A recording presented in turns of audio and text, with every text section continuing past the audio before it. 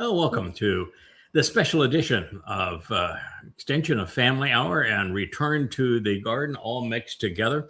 And our previous program, which was on Friday night, seems like that was about a year ago, went on for some time about what was being stated in YAHOWAH, Isaiah 56 and 57, knowing that in the 57th chapter, we're going to have absolute affirmation that the Shabuah harvest is of souls, and that a number of people are going to disappear from the earth at that time, and no one's going to be able to know their whereabouts. And so it's a fascinating affirmation of that harvest, but it's what is said before it and after it that is so important to our overall education that I did want to start at the beginning with the 56th chapter of YAHOWAH. And I think we'd made it to the 4th verse at the end of our program last night or on Friday night. But on this program, we are going to take a bit of a detour. And hello, Kevin. Good to see you there, Captain Kirk and JB. Always nice to see all of you. You look like you're down in my spa, in my rainbow studio there, Kevin. You do make it all around, man. You're just a couple of hours ago, if that, you were in my Facebook blog. And now you're here in my rainbow studio. You're a man all about town. So we're going to actually start. Yeah, that's right. So we're going to start with a song. It's one of the more recent songs that Leah has written. They tell a great story. This is Dodi, which means my beloved. It is also Dode's name. So Dode, meaning beloved, and Dodi would mean my beloved. And so it is a song that Leah wrote to her regarding her great love for our returning King and our Savior, the very Son of God and Messiah, Dode David. Well, she says that it does it because the name is based upon a word meaning my beloved. That as my wife, she gets to have a double meaning on the word, and evidently I'm included in this. So this is a brand new song. I have not had the opportunity to see it at this point, so we're going to play it together and hear it together for the first time. So this is Dodi. Anything else you'd like to say about it, Miss Leah? Nope, that's it. Okay, here we go.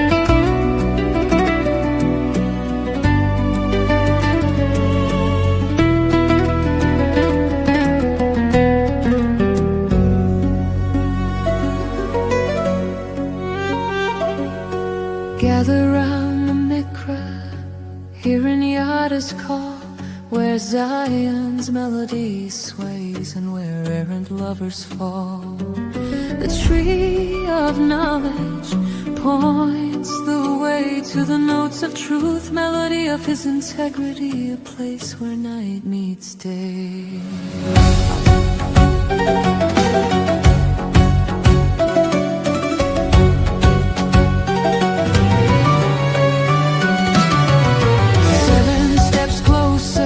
Put your feet to dance, swaying to the sun's lustrous light, dancing past the shadows in the darkened embrace of night. Doubt's love sings in my mind, a sweetness so kind. Yada reflects the light, the two made one. Oh, doubt, the son of Father's gift, your fire blazes bright. Yada as the moon reflecting your light. We dance 7 steps to romance, and her redemption's begun. The bloody red man calls her home by placing his blood upon the ground. I love 'em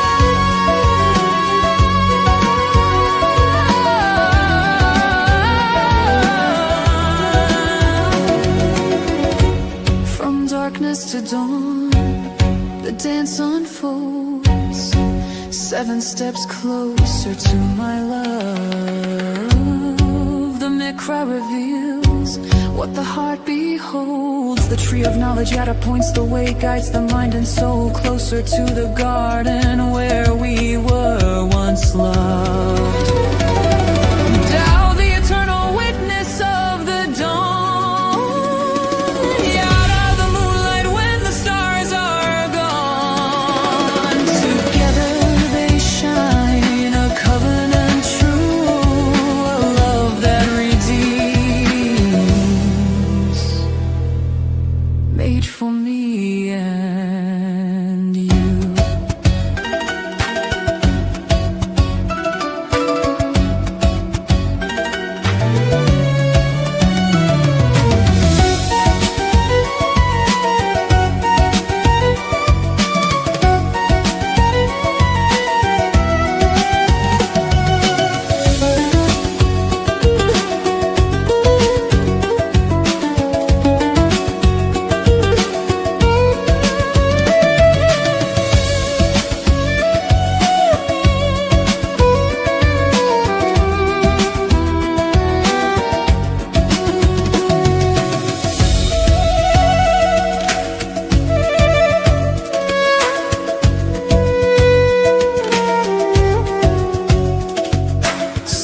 Steps closer, a dance in the flame, a son's embrace, a zik around in hand. In Yahowah's name, the man of Edom answered the call, the ransom's won, the deed is done.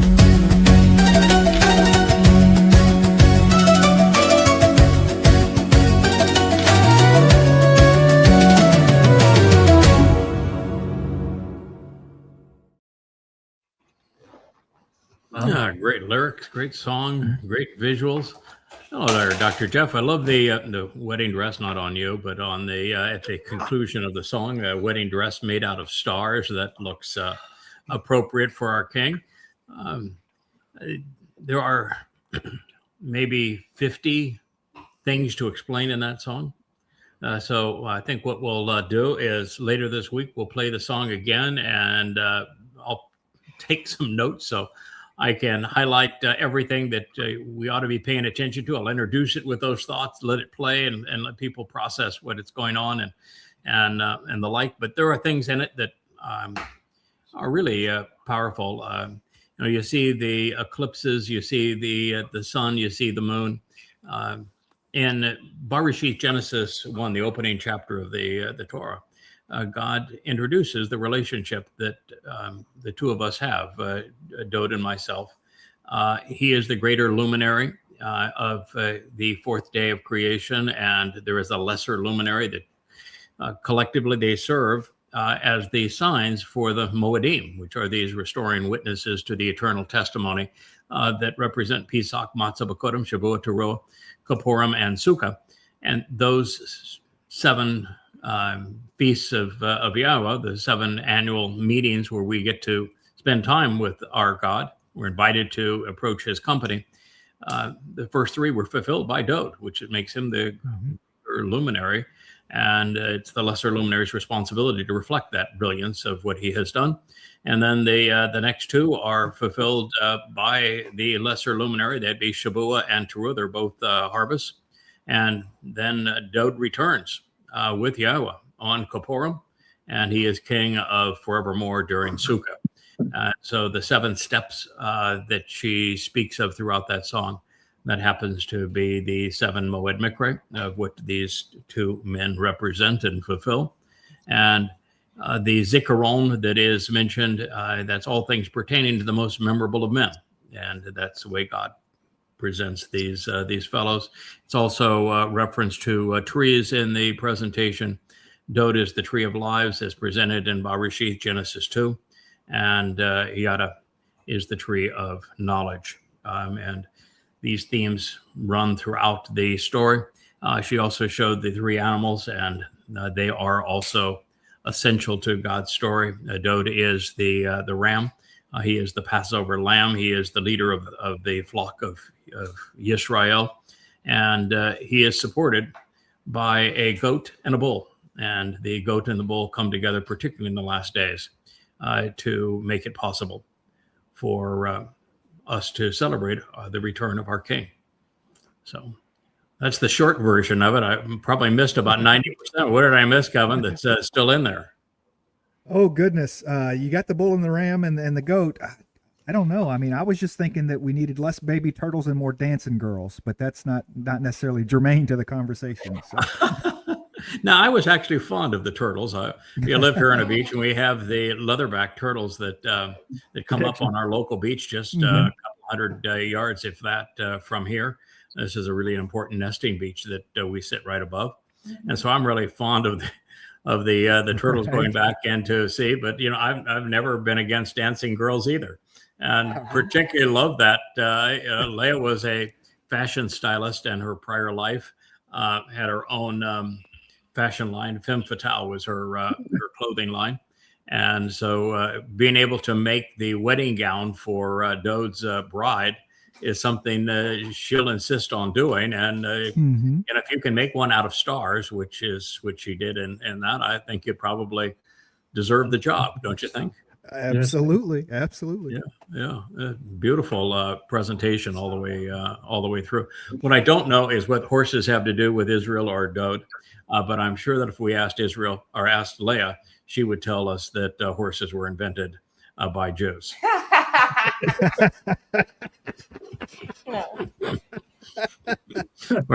we're laughing because my wife for years always introduced herself. Hello, I'm Jewish. My name is Leah. And no matter what we're eating or enjoying, she will always ask, the so-and-sos didn't invent that. And right. Of course they did. It was invented by Jews. And she said, that's right. So I've learned to give the right answer. Sounds Jewish. That must be Jewish, right? Yeah. Mm-hmm. So you've had 4 days without any treatments there, Captain Kirk. You must be as a fiddle. I feel good. Oh man, you're up and going strong, huh? Coffee and a Danish this morning. Dog. Well, I'm glad we talked about you at the end of our last program. You were a marvelous exemplar of what it's like to get up no matter what life brings your way. You still manage to find a smile, and we can poke fun at you, and you're the first one to laugh. This is the most fun thing I ever did in my life, and I did a lot of cool stuff. Yeah, that's my. When I met you, it's been fun since. I mean, I even wrote something about it last night. Yeah, right from the beginning. Yeah. And the lucky thing that you have is a wife that supports you. Sylvia, yes, indeed. Yeah, which makes a huge difference. As do you, JB. You're still back in the mountains. Good to see you. Got the hair down today. Not normally that way. You're looking very sharp. Yeah, it's a relaxed kind of day. Yeah. And Dr. Jeff, it looks like you are in the some small room off the ER. Is that correct? That is correct. I am waiting for the next shoe to fall off. I'm sitting on about 20 patients, several of whom are unstable. So I will do my best to participate, but I may have to run. Given the choice between your contributions, which are stellar, you have the most interesting way with words of any of us, and we do enjoy your contributions. But if it is prolonging a life, I think that works as a good excuse. I'd count that as a good excuse. Okay. I don't know about Kirk's treatments and feeling like death, but saving life, we're going to give you a pass. Yeah. Well, as I like to say, transiently for me, but eternally for you by the mission that you've been assigned. Yeah, we do have the protocol here of being able to deliver eternal life. It's surprising that there's so few takers, but we're going to continue to talk about it and what Yah has to say about it, because it is free for the taking. He does have some rules attached to it. There's some 5 rules, and he has a specific path that you're going to have to learn about and accept for it to work out. But that is indeed what God has in store for us. I can even see that we have over here 2 co-hosts, the Wookiee and Kara. You can tell Wookiee is not pleased that Kara has got his chew stick. So we'll She look happy. Well, though. They're even in the same couch. Can he get any further away from her? Yeah. Well, he got scolded this morning because he was a little rough on his approach to her, and so he's been pouting ever since. He got his male ego was bruised this morning. I didn't like the way that he asserted his dominance over Kara, who I can assure you, while cute, can be an enormous pest. And Kara has a tendency to bite Wookiee's ears, and after a while, Wookiee says, okay, that's enough. And she is ravenous, so she will steal his food. And she eats like 4 times what he eats. And still she manages to steal his food. I used to put Wookiee's food up so that he would have to jump up, whether put it on a bed or a couch. And Asher is not very agile. So long as it's not on the floor, Asher is not going to steal it. But if it's on the floor, Asher will steal anything. And so I put it up, but this one now is just like Wookiee. She has wings and she flies, and so she eats what's hers. She eats what's Wookiee's. All right, so we're going to begin here with Yeshaya 56:1 again. I just want to read our way back through the 4th verse. This is going to be a place where God's going to describe who he has chosen to work with, what time he is talking about, how he's going to go about enabling the events of the next 7.5 years. And then he will detail his animosity towards a group of people that he is particularly miffed about because of an insider revolt where they have attempted to dismantle all God has sought to achieve. And I've been doing this for 24 years. I've never come across anything even remotely as condescending as God is towards them. So we'll share that because I don't want anybody lured into this thinking that the outcome might be favorable, which is what they're spewing when God's already made his decision and it's over. So this is what YAHOWAH, and I just, every time I read this, there's 2 things I want to say emphatically. You will never find anywhere in the Christian New Testament, in the Talmud or the Quran, those words. This is what YAHOWAH. This is what YAHOWAH says, is how this reads. Never once is there any place in the Christian New Testament, in the Zohar and the Talmud or in the Quran, that line. This is what YAHOWAH says. And if that doesn't exist, then I can tell you that there is a 0% possibility that the writer is speaking for YAHOWAH. None. I have a lot of words written, written a lot of books. My books are typically quite long. I mean, here's the last one's 825 pages. It is everything you could ever want to know about the last days, called Et Sarah, Last Days. And in this book, everything I have to say is derived from Yahweh's testimony. We begin with Yahweh's testimony, and then from there we talk about what God had to say.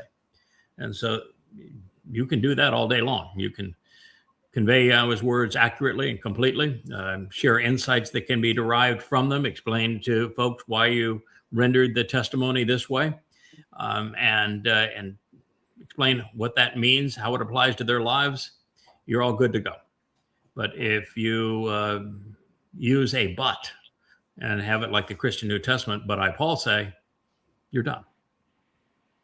It's and you'll notice too that when speaking like this, this was a contemporaneous arrangement where God spoke to Yeshayah. He wrote it down while he was speaking. This is not like the Christian New Testament or the Talmud. The Christian New Testament was scribbled down almost a century after the fact. And sorry, you're going to get maybe one word in 100 accurate after that much time. Or the Talmud, which was 1800. almost 2,000 years delayed. Yeah, so this is contemporaneous. It's a very different approach. What we're going to be listening to all the way through now is not Yeshayah's testimony, a brilliant man. Probably he had to filter some of this because that's the way God likes to work, but these are God's words. This is Yahweh speaking. So this is what Yahweh says. You should choose to be observant, carefully considering and closely considering the means to exercise good judgment and justly resolve disputes, making good decisions. Then choose to engage so that you act upon that which is correct and vindicating, because my deliverance and resulting salvation are approaching, and they are close, imminent, and personal. The reason we went back to this is because it gives God's principal advice, his instructions, and it sets the timing. So what he says is it's essential if you're going to have a relationship with Yahweh that you are A, going to know his name, B, that you're going to be shamar, observant, closely examining and carefully considering all he has to say. 3, you are going to be judgmental. And what that means is that you're going to think this through and you're going to exercise good judgment regarding what God had to say. 4, then you're going to act. No deadbeats, no entitlements. You need to respond and make a contribution. That is absolutely essential. Number 5, what you're responding to after you are observant, after you know Yahweh's name, after you've exercised good judgment, and after you have responded, you're responding to that which is sadak. In this case, it's sadaka, which is right, correct, vindicating, appropriate, and true, verifiable. Because God says, my deliverance and resulting salvation, Yahshua, Ani, are approaching. They are close, imminent, and personal. So God has not done that yet. Now, he did work through his beloved son, Dod, to deliver Pesach, Matzah, and Bekurim, which provide eternal life, perfection of our souls, and adoption into the covenant family. But it was through his son that was delivered. Yahweh himself saying, I'm going to deliver this result. That has not occurred yet, but it will occur within the next 7.5 years. And he says it's approaching and it's imminent and personal. This also means that guess who isn't delivering salvation? Jesus. Jesus. So if you're fixated on the Jesus, you have an imaginary savior. You might as well be counting on the Easter Bunny and Santa Claus. Santa Claus, yeah. Therefore, the Sadaka Ani, the one who is correct about me and vindicates with me, will come to pursue the harvest, will be included and returned, then remain, so as to be revealed and made known. Galah. Yeshayah 56:1. This is one of upwards of 1,000 references to this particular role. It is one of scores of titles that Yahweh has bequeathed this individual through whom he has chosen to work at this time. Sadaka Ani. So Sadak means, again, one who is right and who is correct, who is capable of acquitting and vindicating when associated with Yahweh. God is saying he's going to come. He's going to pursue the harvest. He's going to be included in that harvest, and he's going to return. Then he's going to remain. And he is going to be made known and revealed at this time. God says this in every possible way, beginning early in the Torah and running all the way through the last of the prophets.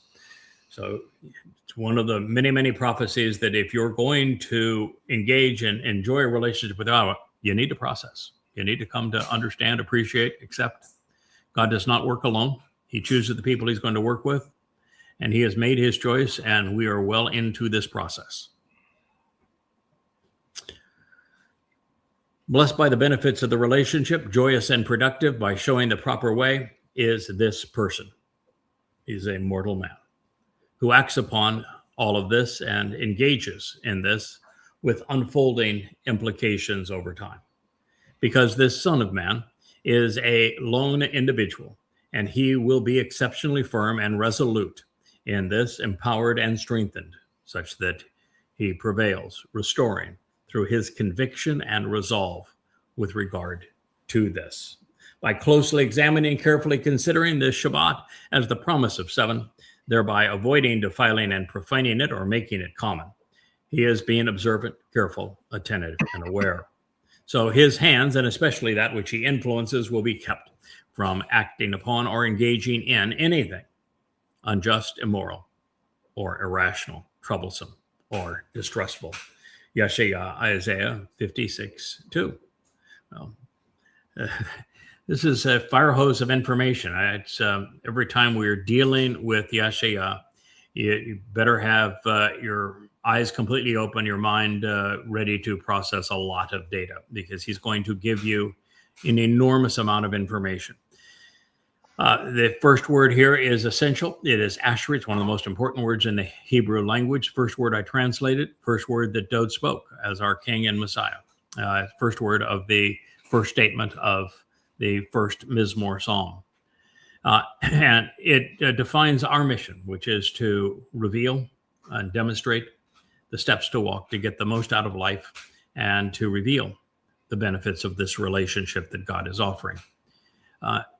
So God is saying that this individual that I'm going to be working with, who is the correct one, who I am delivering at this time, just prior to providing salvation and deliverance, that this individual is a mortal man. So guess who this cannot be? No, It can't be Jesus. gospel Jesus, because they turned gospel Jesus into a god. And this says, no, I'm going to work through a mortal man. Now, men cannot be God, and God cannot be a man. But God can work through men, and he does. And he made that abundantly clear in the second book of the Torah and in the fifth book of the Torah, where when Israel said, we want you to go away and shut up, and we don't want to hear from you or see you again, God said, no problem with that. And from that point on, he communicated through men of his choice. And that is what he's saying he's going to do here. So he is a mortal man. He is an Enosh. And this person that he has chosen is going to act upon and engage in the means that God's going to use to save and deliver and to be right. And it's going to do so with unfolding consequences over time, which means he's going to work at it. This is not going to be given to him. And that's an insight that is also important for two reasons. One is that the reason that Adam failed in the garden is he was a deadbeat. He thought he was entitled, and he didn't make a contribution. God's trying to prove that humans can contribute to this relationship and offer something of value. And so those that God works through, he wants to work to show that we can and will work with him and make a contribution.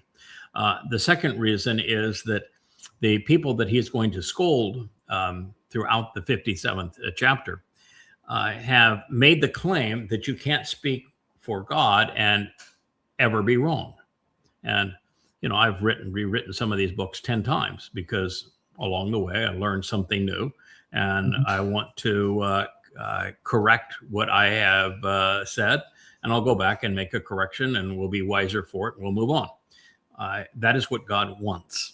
And he wants us to work at it and be disciplined at it. That was the big issue with Adam. Adam made a mistake, and rather than learning from the mistake and growing past it, admitting that he made a mistake, and being wiser for the experience, proving that he could be trusted, he did exactly the opposite. So God wants it this way, and he wants it this way also to prove that the naysayers in this regard are wrong. There's a fixation on those who are religious who do not understand God, that God is looking for perfection. He is absolutely not looking for perfection. If he was looking for perfection, we'd all be retired. If he was maybe not rich, but the rest of us would be. I got work to do. So you look at the people he chose to work through. None of them were perfect. God is entertained by and finds joy in our peculiarities, our unique attributes and attitudes, and it's what makes us special. And it is by having made mistakes and then getting back up and going again, we prove two things. One is that we can be trusted, and second, that we can be interesting. If God's going to spend eternity with somebody, he wants them to be interesting. So that's why all of that is important to convey, just as God did.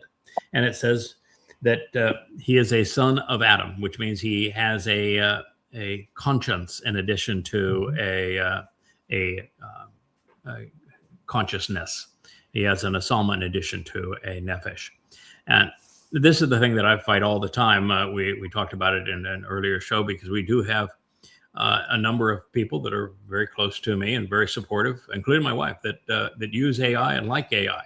And I'm not one of them. I do not use it. I do not like it, Sam. I am. No green eggs and ham for me. I do not like AI. I prefer to think it through. I like thinking. I find thinking to be enormously enjoyable. So the only way you can think the things of God is to exercise your nasama, which is a conscience. That's the very thing that AI does not have. AI will never outthink a human with an active conscience on any issue that's important to life. They can process equations much faster than I. They can do research much faster than I, but they can't filter what's right, what's wrong, or come to a conclusion that has any value. For example, there never was a Jesus and the Dode is the Messiah who fulfilled Pesach, Matzah, and Bakodim. They're never going to make that discovery because they are incapable of thinking at that level. So by saying that he is a son of Adam, it means that he came equipped with a conscience in addition to consciousness. And then the next line is God teaching. I mean, God's a very, very good, effective teacher. What he is looking for is Shazak.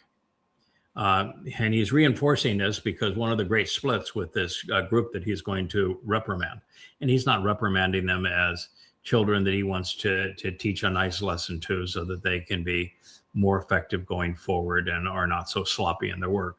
He's condemning them to hell. So this is a really, really nasty reprimand that God is giving.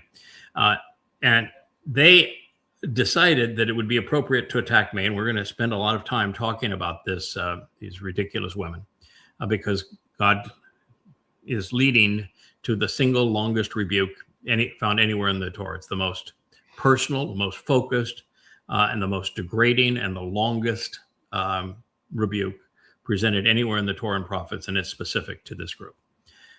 So it's important that you know that they garnered considerable support over an issue when I reminded folks that we're headed back to the garden.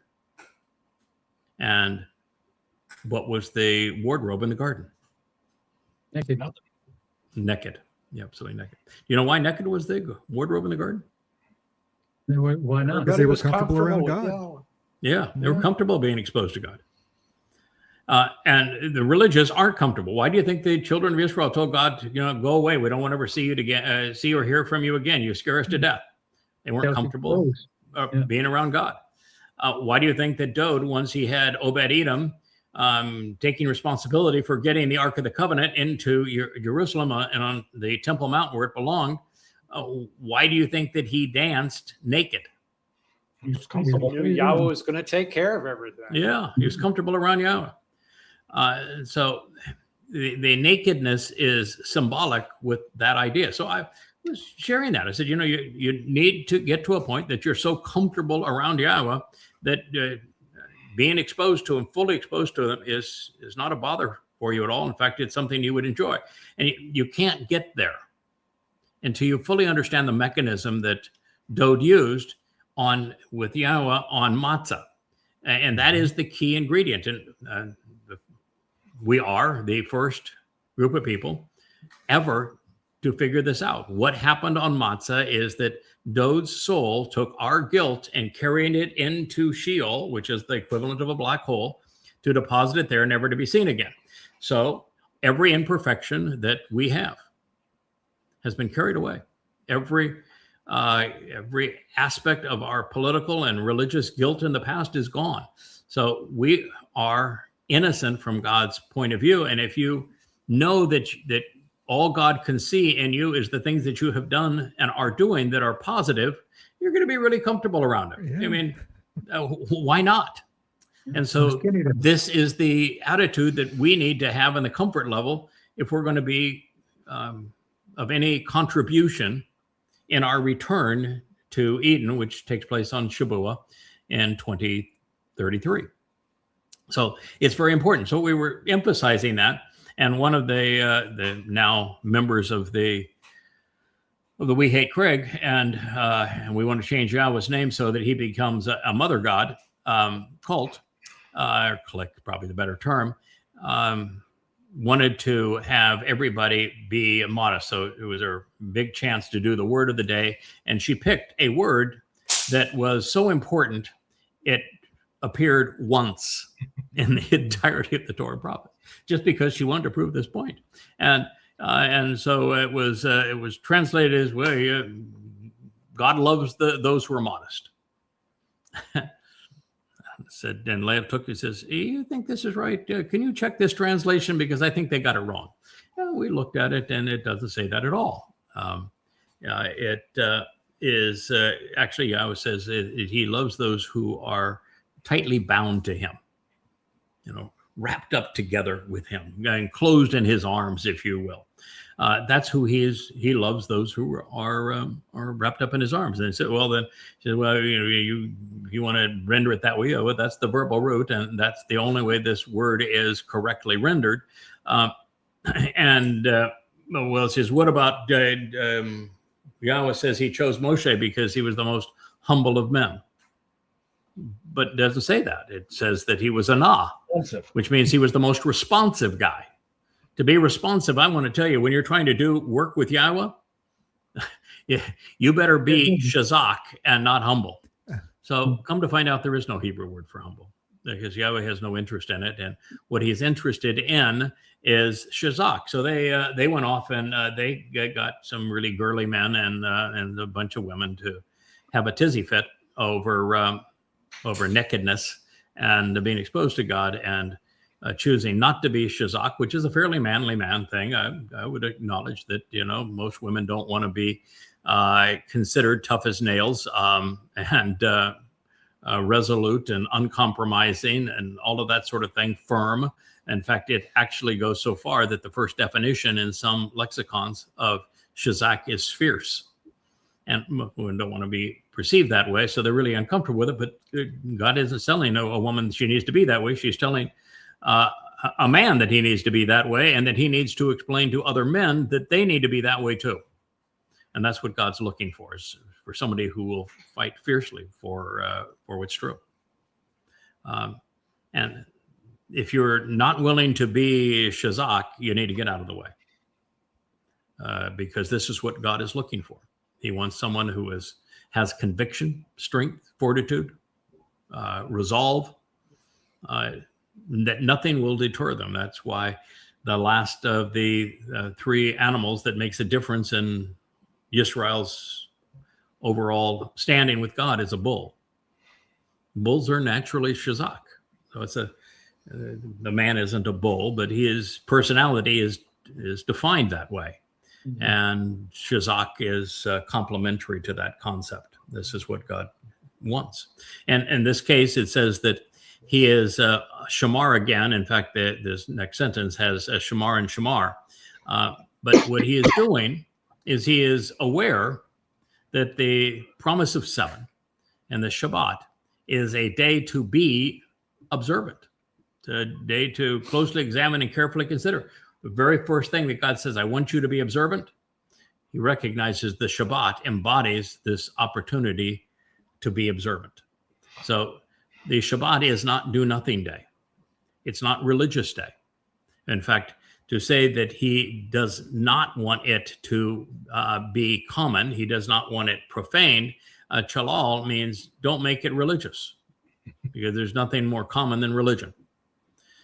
So this is a very different approach to all that God is saying. It's the opposite of what a religious person would convey. Rich, when you have a chance too, could you grab like a handful of paper towels?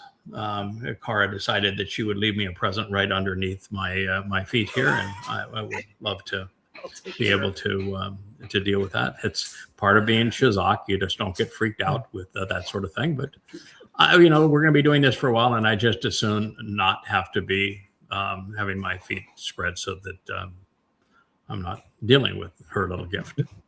So this, my wife is already coming in. We're going to try to, That girl. I guess, Oh my God. clean up on Aisle 3. aisle 3 right now. Oh, that girl. Yeah, I tell you what, it's nice to have a wife that's willing to do what needs to be done when it needs to be done, isn't it? Just to get it So, done, right? Here we go. So it says his hands are, and especially that which he influences, will be kept from acting on anything which is irrational or distressful. Thank you, Leo.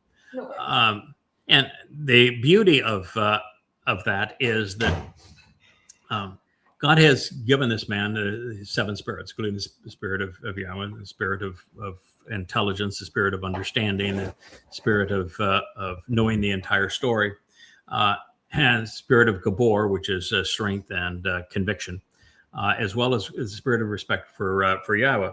And in doing all of that, what God is saying, I've put some guardrails here, and I'm going to keep him on the fairly straight and narrow. He's going to, what he says is going to be right.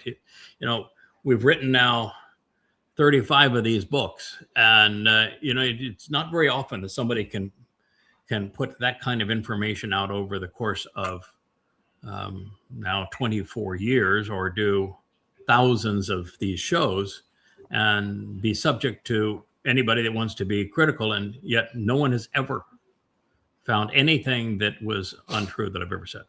Never. Right. There are times where I have gone back and said, I think that now that I have learned more, I can refine that position, and this is where I think we should, the conclusion that makes the most sense.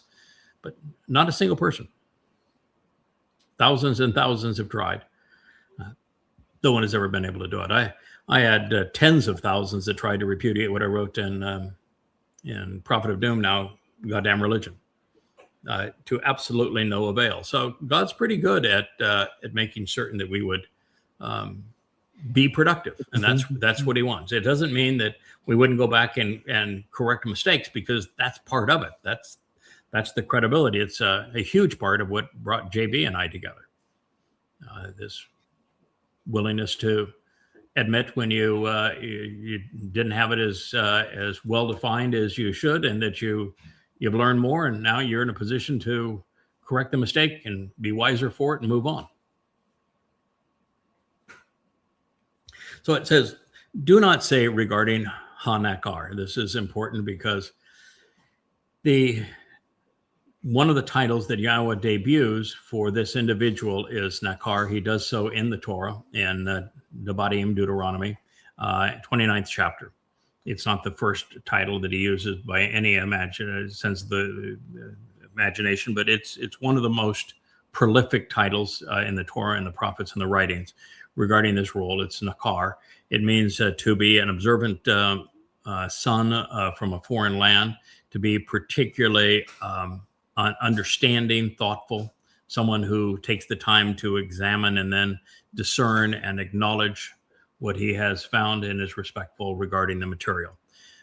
So with all of the prophecies regarding nakar, and it's used here with the definite article, it's a title, you would think that there would be those that were searching to find out, well, who is he? God said he's going to come at the very end when Yahweh is on the cusp of delivering salvation. It says that he is going to be one that's uniquely right, that he's going to be exceedingly observant. He's got observant like, 5 times already, and nakar means observant foreigner. You'd think the people would be looking for it. Well, who has rendered Yahweh's testimony from the oldest manuscripts as accurately as it can be, and has written ongoing commentaries about the word of God so it can be understood, and has deduced the most profoundly important and previously unheralded insights? You would think people would be looking for that fellow. Yeah. Moshe talks about him. Yes, he does. Solomon talks about him. I would be like, Absolutely. who is this guy? Yeah. Dode writes about him. Isaiah wrote an entire textbook for him. Yes, Yeah. I love this guy. Yeah. He's mentioned in every prophet. And sometimes it's enormous. Like Dode wrote an entire mashal proverb regarding the choder. And Yahweh has an entire chapter, or Yeshayah has an entire chapter, the 11th chapter, to this role. So anyway, do not say regarding hanakar, the observant foreigner, who has formed a relationship and joined with Yahweh. So this individual is not speaking on his own initiative. He's, you want to be careful to go against him, because Yahweh is speaking in first person here. And he says that this Hanakri has formed a unbreakable relationship with him.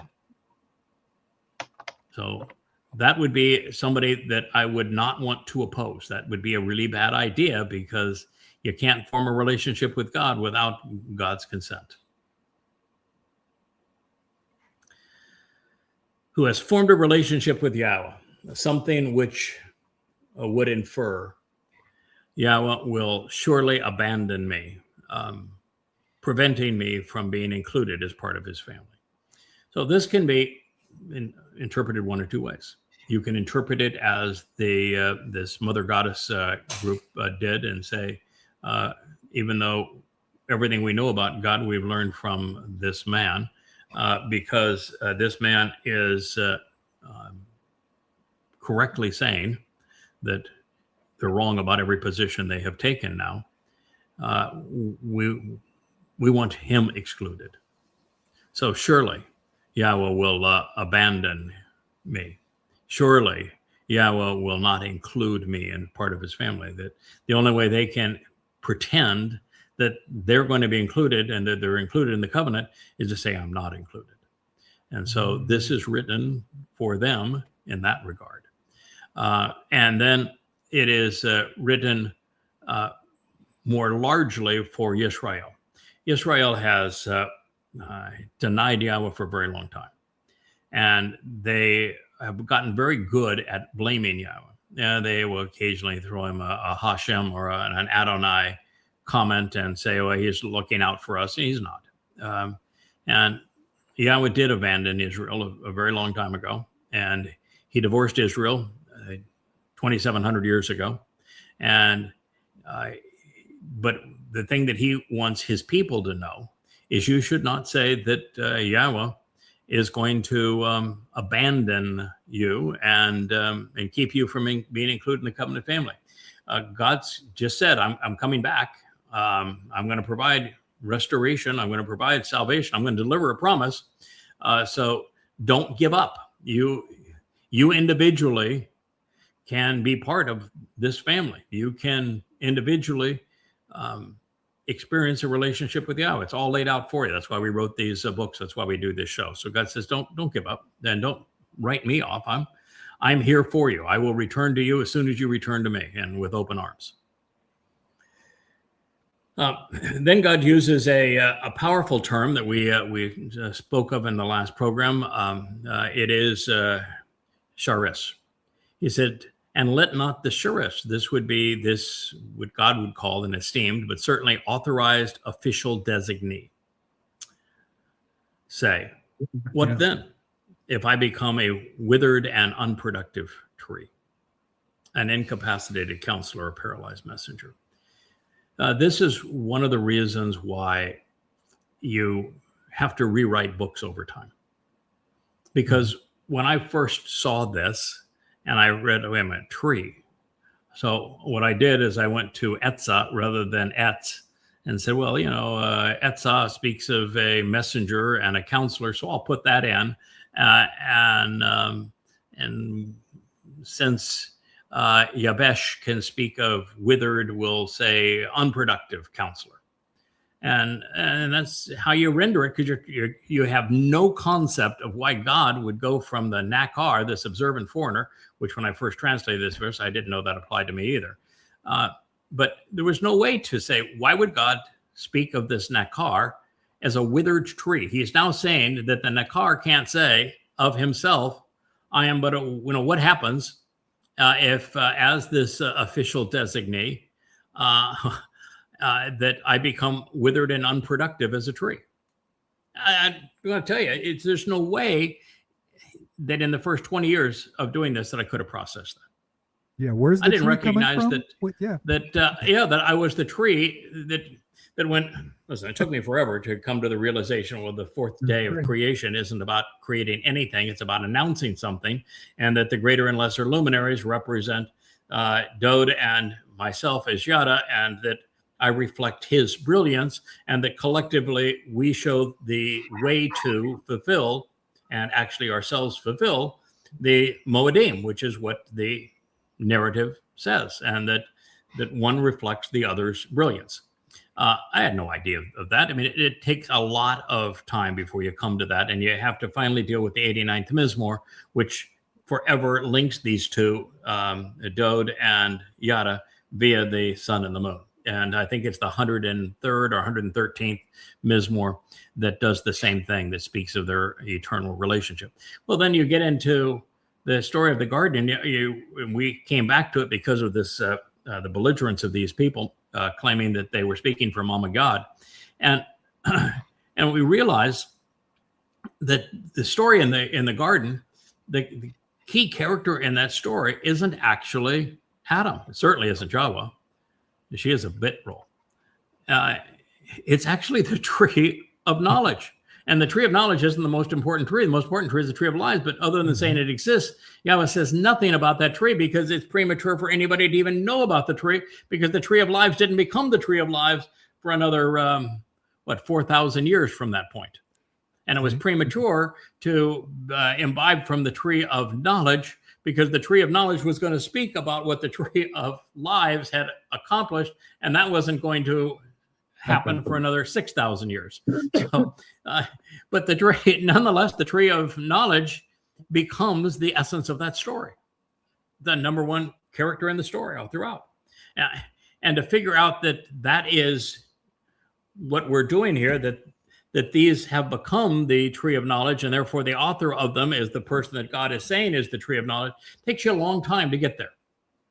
And you're not going to understand this passage to get there. But you know how I finally got there? No? no. There's this interesting story that YAHOWAH tells in the 11th chapter of his book, YAHOWAH 11. It's about a chodar, which is a stem. And it tells you that a stem has deep roots, and that that stem that has deep roots is an observant branch. So are we getting anything close to tree here? Stem, We're building deep roots, observant branch. Okay. So he goes on with the story, and he says that this branch, who is deeply rooted and is an observant branch, by the way, that he's going to have, the chodar's masculine singular, going to have the spirit of Etza. Well, I just mentioned Etza, didn't I? Etza is from Etz, And so now we're saying that he's saying the choder, which branch, stem, roots, and observant a branch, is now saying he's got the spirit of that tree. That's the spirit of the tree. What tree? Well, after Gabora, guess what the sixth of 7 spirits that is given to the choder? It's the spirit of Dayat. What is this tree? It is the Etz of Dayat. So the choder is the tree of knowledge. And there ain't nobody else that qualifies for that role, ever. And so you learn, okay, so God's presenting you as a tree. I guess that's good. Because he goes on to say that this tree is para. What does para mean? Well, Productive. Fruitful and Productive productive, bowl, yeah. right? Fruitful and productive. The tree thing all the way through. And so it's a fruitful and productive tree, deeply rooted, with observant branches. And he's a stem, and he's got the spirit of the tree and of knowledge. So now we know. So the Nakar, this observant foreigner, which is Natsir, which is the same family of words in the presentation of the choder and Yeshaya 11. He is the same fellow. And what he is saying, what God is saying is, it would be really, really, really bad, really, really, really bad under these circumstances of him returning to deliver salvation, working with one who is Sadaka, right about him. If the tree that is providing all of this information at this time were to even contemplate the idea of becoming withered and unproductive. So sometimes when Yeshaya is writing, he isn't necessarily writing to everybody. Sometimes in the book of Yeshaya, there are lots of places where Yeshaya has written a private note to his pal. And I'm his pal. That's just the bottom line here. It's why when we go forward into the 63rd chapter, and Yeshaya is absolutely ecstatic. He is just beside himself. And he's saying, that's my Zeroah. That's my guy. I am in the wine vat right with him. He's in there with me. And together, we're going to save many. And he's speaking of the man from Edom. And he's celebrating the fact that we're entwined, we're working together, that he has written these private notes and instructions on what we're supposed to do. And this is God saying, don't you even contemplate for a second this idea of withering up and becoming an unproductive tree. And he's trying to also inform us that, oh, by the way, you don't have another 8 years to go. You have another 1,008 years to go. So You don't get No off withering. that. More coffee, please. Plenty of time to yeah, more coffee. Yeah, more coffee. Well, the fact is that the 3 of you guys, Leah, who was there, plus our great friend Dr. Jeff, and Rich over here, we're all engaged together for the next 1,000 years. So if you don't like the work, this would be a really good time to bail out, because God's going all in with us. We're the teachers providing the fruit for the next 1,000 years to explain how we capitalize on the garden. Then it says, to the contrary, this is what YAHOWAH says. On behalf of the Sheresh, this esteemed and authorized official designee, who has been subject to castration. Now, I've asked that before, but there's one animal that is commonly castrated by people so that it's more easily controlled. Ox. What is that animal? Ox. You're the bull. Oh, yeah. Well, actually, it's a bull. A bull but that he becomes an old. ox after being castrated. Right. The only difference between an ox and a bull is a ox is a castrated bull. Okay, it's not a different species. No, it's called steer. And so, the very animal that YAHOWAH is modeling the personality of his Nakar after is a bull. So To the contrary, this is what Yahweh says on behalf of the Sharesh, this esteemed and authorized official designee, who has been subject to castration as a result of the positions they have taken as leaders. So the good thing is here, it's got others cast in with him. This was plural. The verb was written in the plural form, which means that the bull has a bevy of bulls associated with him, and the attempt of the world is going to be to try to castrate and control all of us. So this is inclusive in this particular case. So it says, so this is what Yahweh says on behalf of the Sharesh, the esteemed and authorized official designees, plural, who have been subject to castration as a result of positions they have taken as leaders.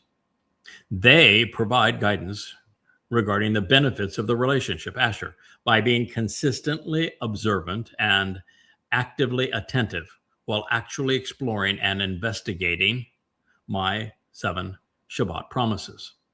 So once again, we're told, what is the best time to be observant and thoughtful? Shabbat. And one of the things we want to consider is the totality of the promise God has made regarding his 6+1 plan, which is consistent with that menorah that is off of both shoulders here. I've got a menorah off my right shoulder and off my left shoulder. It is done in a 6+1 format with the middle harvest being the one that stands out by itself. They have the spring harvest, Pesach, Matzah, Makotim. You have the fall harvest, which is Teruah, Kippurim, and Sukkah. And the guy in the middle there is Shabuah, which is the next one. And it will begin the time of Israel's troubles. So that's where we are. And it's those who are named in it. There's 8 people in particular that are part of that, in addition to the Zeroah, who is responsible for the harvest.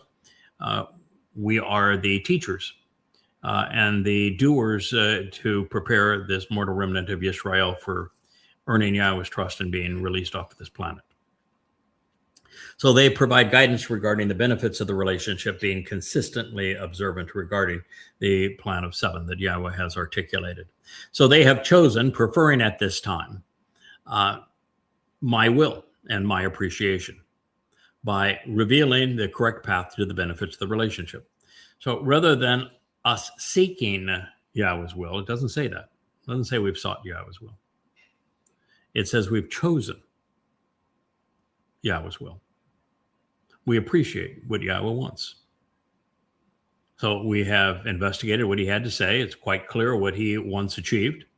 And we've agreed to do what he wants. Pretty simple concept, really. God's a very effective communicator. He tells us exactly what he's trying to achieve. We just simply said, okay, that sounds good. We'll do that. I like it. Yeah, I like it. Yeah, I have been a fan of that from the beginning. What I've learned right at the beginning is that you can never be wrong if you model your attitude and approach to what Yahweh is articulating. If Yahweh says that he was Shazak during the Exodus from Mitzrayim, Egypt, and we're trying to conduct an Exodus from Babylon, the confusion and intermixing of religion and politics, then we can't go wrong by also being Shazak, firm. If Yahweh is steadfast and doesn't change, we should be steadfast. Absolutely. So you just can't be wrong by modeling your attitude towards Yahweh. If Yahweh says, "I like work, I want you to work," then why not work? See how it works out for you. If Yahweh says, I value being observant, it's going to turn out really good for you, why not do that? So we didn't ask. It doesn't say here that we asked Yahweh for his will for our lives, does it? Not at all. No. Yeah, it just says we chose at chose this time well, to do what God wanted. That's We said, what it okay. says. Okay, it was pretty simple, right? Okay, you want us to do Sure. what? Now, there's a couple of times I've said, you want me to do Really? what? Really? You want to thank them? Are you? Another option? Yeah, you got a plan. He says, so read what I said. Don't even consider that option. No, I don't have another plan. And you're it. So do good work. No problem. If you fail, the earth is going to be destroyed and there'll be no life, and Dod's not going to return. He's not going to have a kingdom. And so my beloved son is going to have fulfilled Pesach Matzah and Bekurim for nothing. And all of my last 4 Moed Mikre are going to be unfulfilled as humans destroy this planet. But no pressure. No pressure at all. Sure. Okay. Anyway, so revealing the correct path. So what Yahowah's preference is to reveal the correct path to the benefits of the relationship. We have celebrated Asher since it was the first word that we have translated. Therefore, they are positioned to be overpowering and intense, uncompromising and firm, unrelenting and effective. Shazak, and it's a shame that our good friend Dr. Jeff is in healing broken bodies, because I am quite certain that Dr. Jeff's favorite word is Shazak. My favorite may be Asher, maybe Kara, among my favorites. Bien being one of my favorites. I'm beginning to like Chakma a lot. But Dr. Jeff, he really likes Chakma. Chakma is, we're going to be unrelenting. We're going to be effective. We're going to have tremendous conviction. We're going to be uncompromising and firm with my covenant. So that's our job. If we see somebody that is misrepresenting the covenant, we're going to tell them. And we're not going to be compromising at all. We're not to be tolerant. We're to be firm. Mm-hmm. We're not to be meek or modest regarding what we know either. Firm regarding the covenant. Tough. I mean, this is an absolute repudiation of one of the central planks of the we hate Craig and deny everything that's in YadaYahowah gang out there. That's what this is. So the mission simply cannot be accomplished alone or timidly, even with the 7 spirits of Yahowah enabling Ha-Nakar, the observant foreigner, the Etz Dayath, this tree of knowledge, and the Choder stem. This is why God has cleaned house, replacing my publisher, my editor, a webmaster, and social media manager with an unofficially authorized and esteemed group of designees, Sharish, so that we would prevail as we approach the ultimate Shabbat observance, which will be on October 7th of 2033. A Shabbat, by the way. It's convenient the way that all that worked out, of course. I'm sure it's by happenstance. Team Yah has chosen to be at the center of Yah's will, earning his appreciation, doing so by revealing the correct path to receive the benefits of the relationship. So let's be clear. It ain't easy. God's not saying it's going to be easy. To prevail, we must all remain Shazak, which is the operative term at this time. It is the antithesis of compromising, of being modest, humble, or meek. To be Shazak, the covenant family must remain intensely devoted, overpowering to the point of being harsh, unrelenting, and firm, totally resolute. There is to be no compromise with regard to the terms and conditions of the covenant. If you are in or if you are out, conditions are demonstrated by the tenacity and determination of each individual to stay the course. Waver at this time, lured away by malcontent mothers, and your father will disown you. Important to keep that in mind. These are not my rules or my determinations, but his. And I'm not about to question him or propose otherwise. So this is our Father's gift to his Shazak. He says, then I will offer freely giving at this time to those, plural again, it's lahim, in my home and in my family, and within my protective enclosure. a hand outstretched, welcoming, supportive, empowering, and a name even better, more beneficial and valuable than other sons and daughters. So, fellas, Wow. pretty cool, man. You got the hand of God. Yeah. He says, I'm freely giving them at that time in my home. And by the way, and my protective enclosure means this is happening during our fulfillment of Sukkah, of that 1,000 years where we're in the garden making all this happen. So we have a opportunity now without near the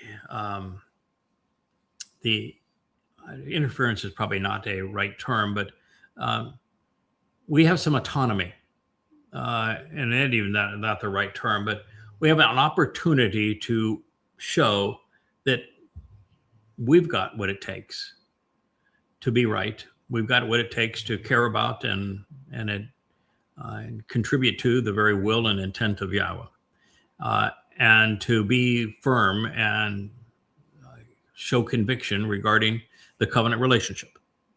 And as a result of that, when we enter the millennial Shabbat, we will have, we'll be in this protective enclosure at that time in God's family and part of his home. And he's going to freely give us a hand, tremendous support throughout that process. And this contingent of individuals who have earned their position with God, make no mistake about that.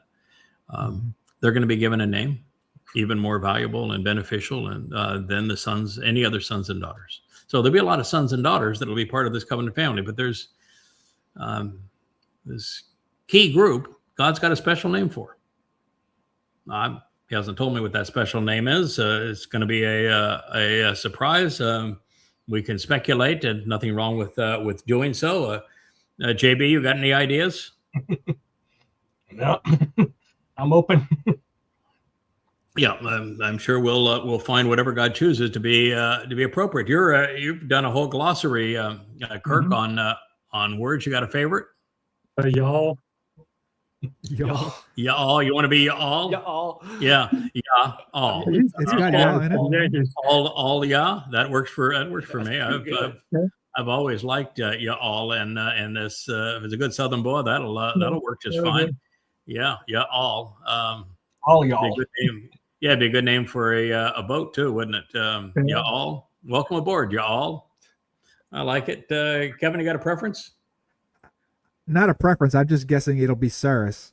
I think that Saris is a name that designates hierarchy, and that's specifically what he's speaking of here. Yeah. Because I mean, we know there's Yahweh, and then a step there, and Elyon is Dode, and then we have Correct. a Choder, a Nakri, a Bashar. I mean, the Dode's herald, and then there's going to be a hierarchy below that.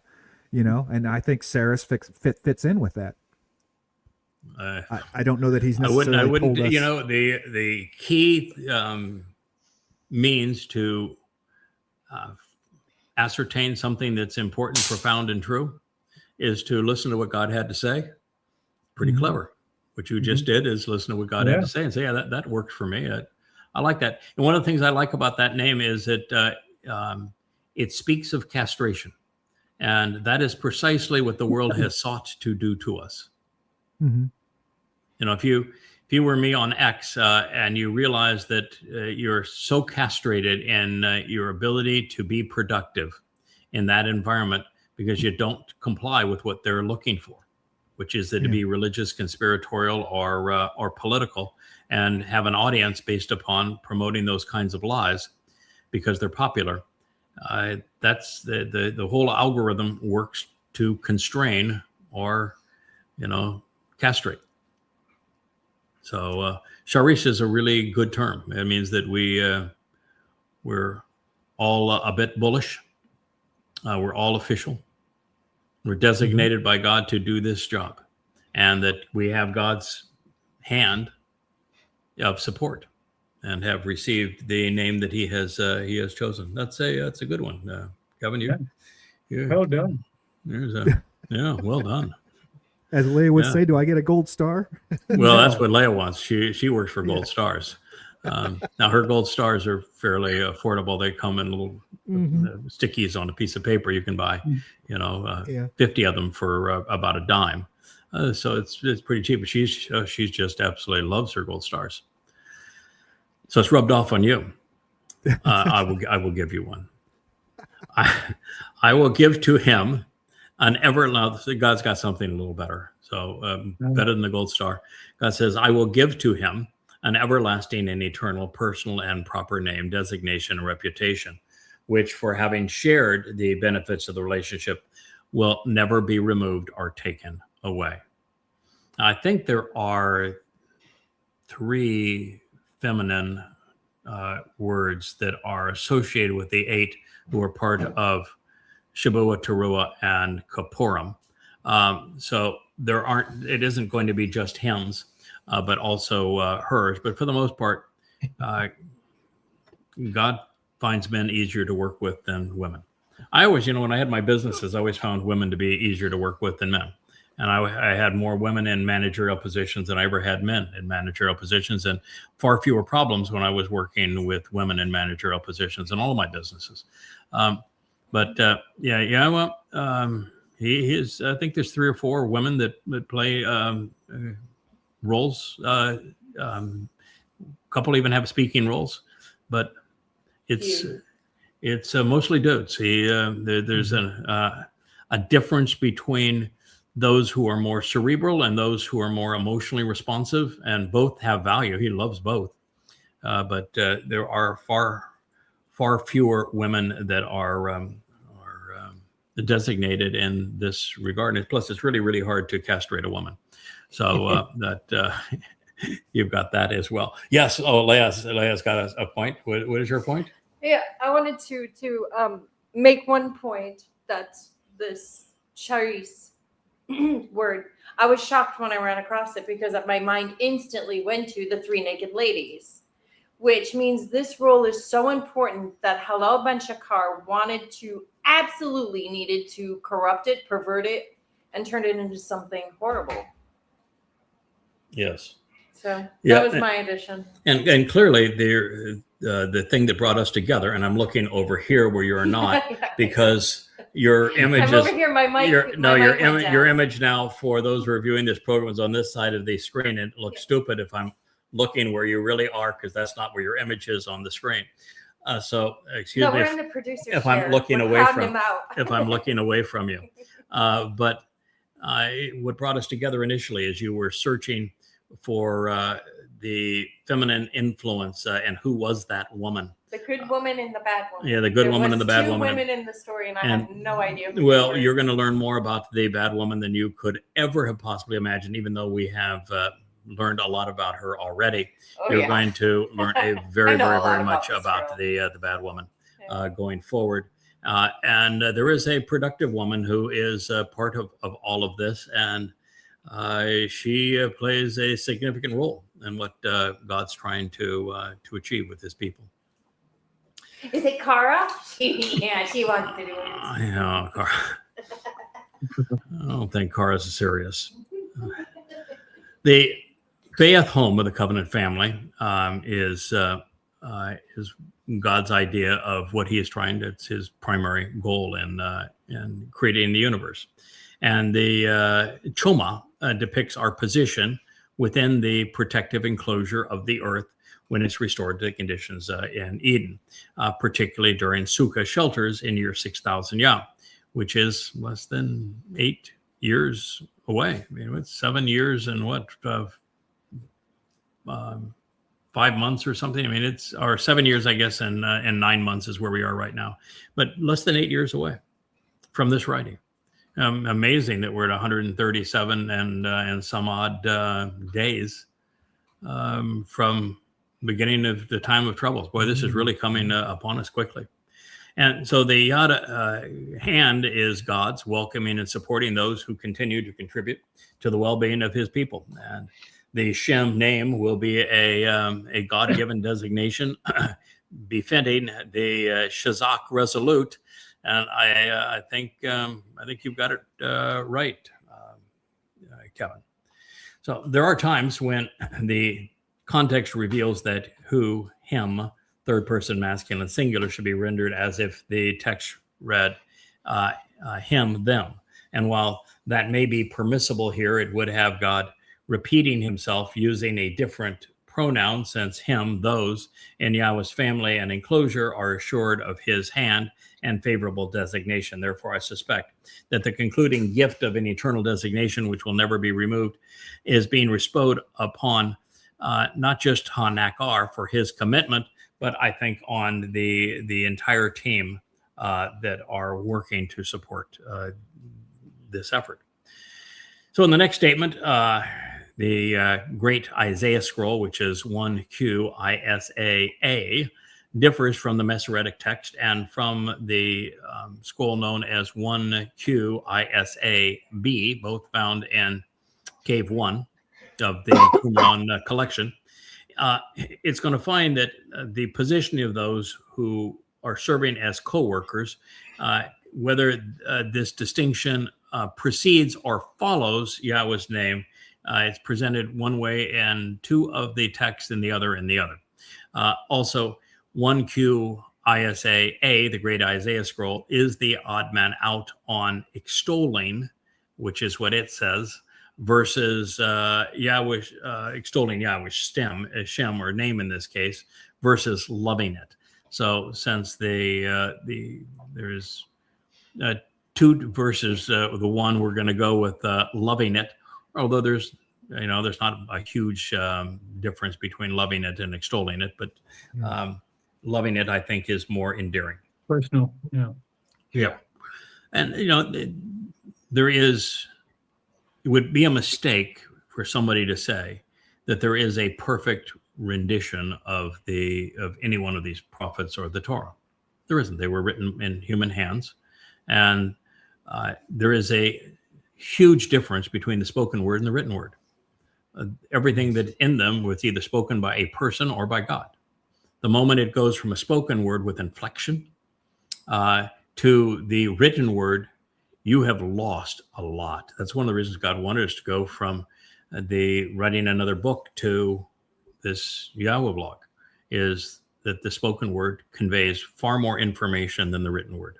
The written word is a better study tool, but in terms of reaching people and encouraging them to do the right thing, the spoken word is far more powerful.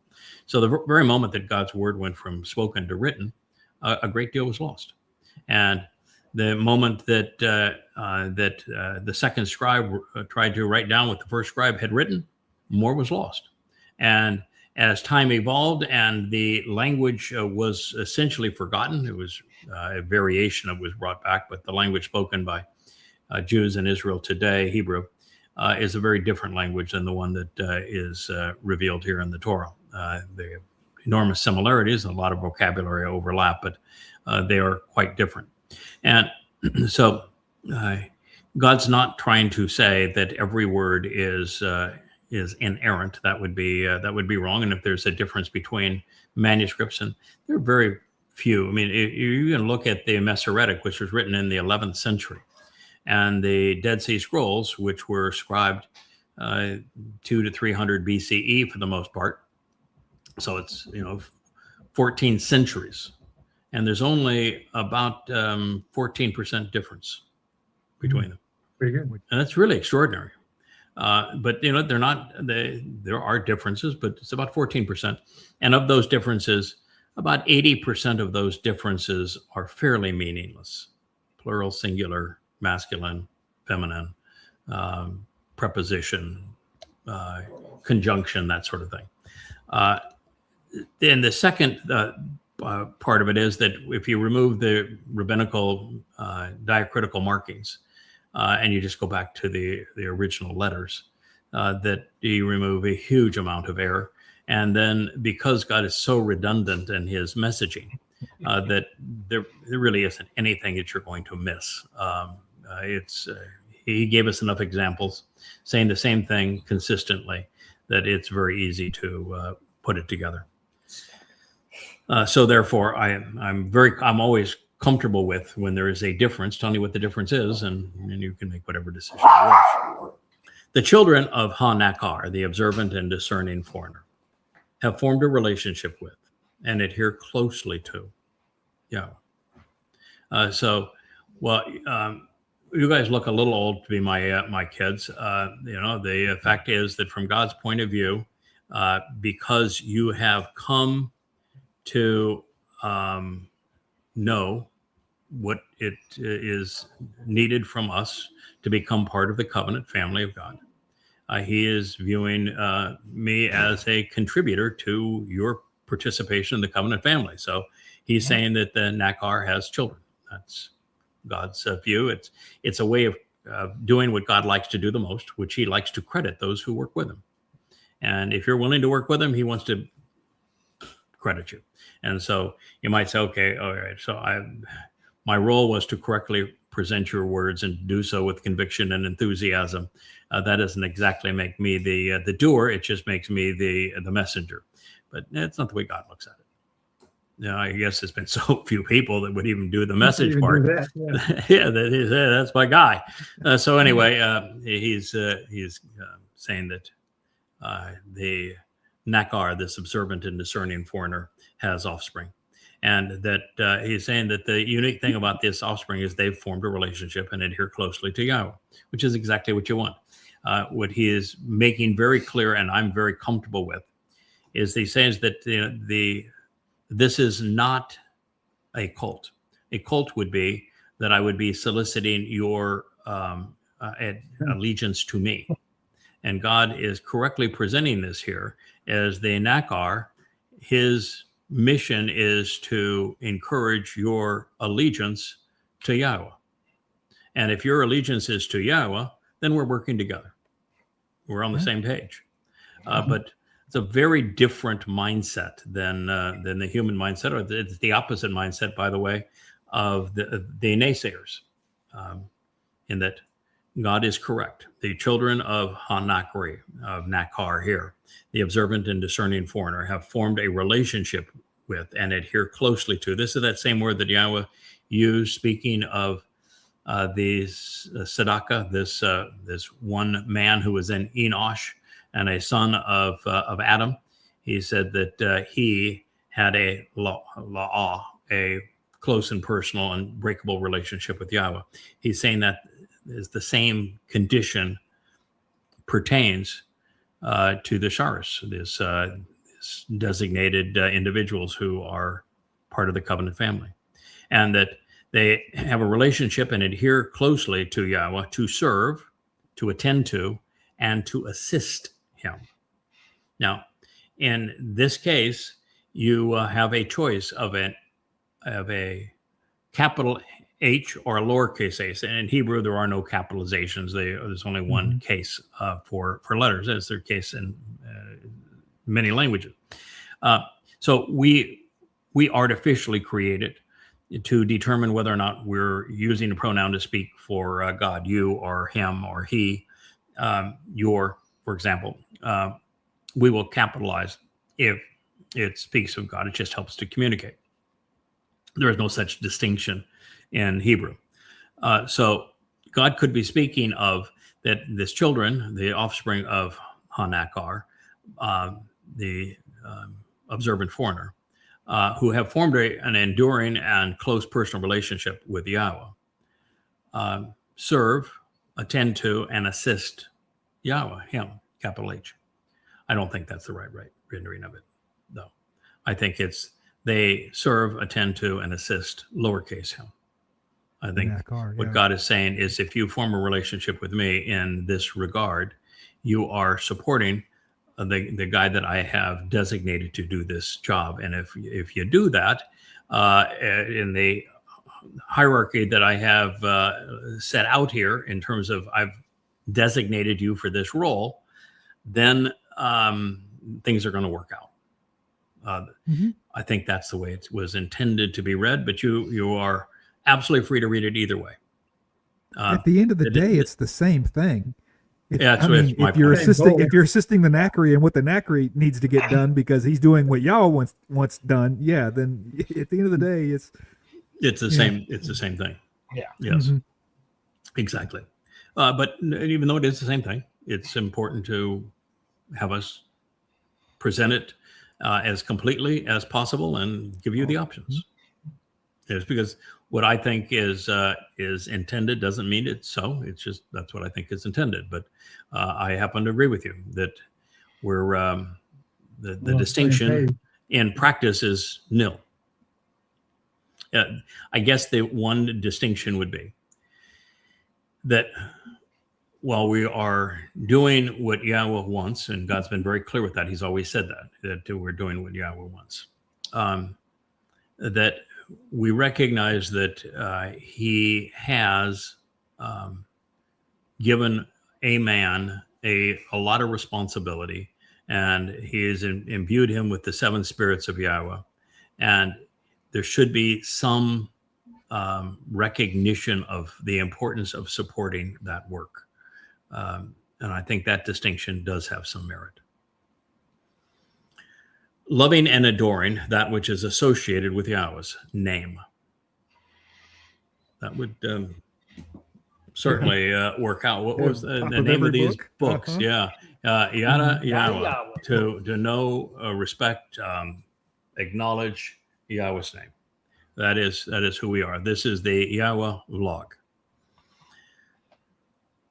So the children of Nakar have formed a relationship with and adhere closely to Yahweh, to serve, attend to, and assist Him, loving and adoring that which is associated with Yahweh's name, continually and demonstrably existing as His co-workers. La Haya, La Hu, La Ibed. Consistently, continually, demonstrably existing as His co-workers, always observing and noticeably examining while considering the Shabbat, the promise of 7, making it special by avoiding disrespecting it. They are uncompromising and strengthened, devoted and unrelenting, established and firm. Shazak. A third time. In my covenant.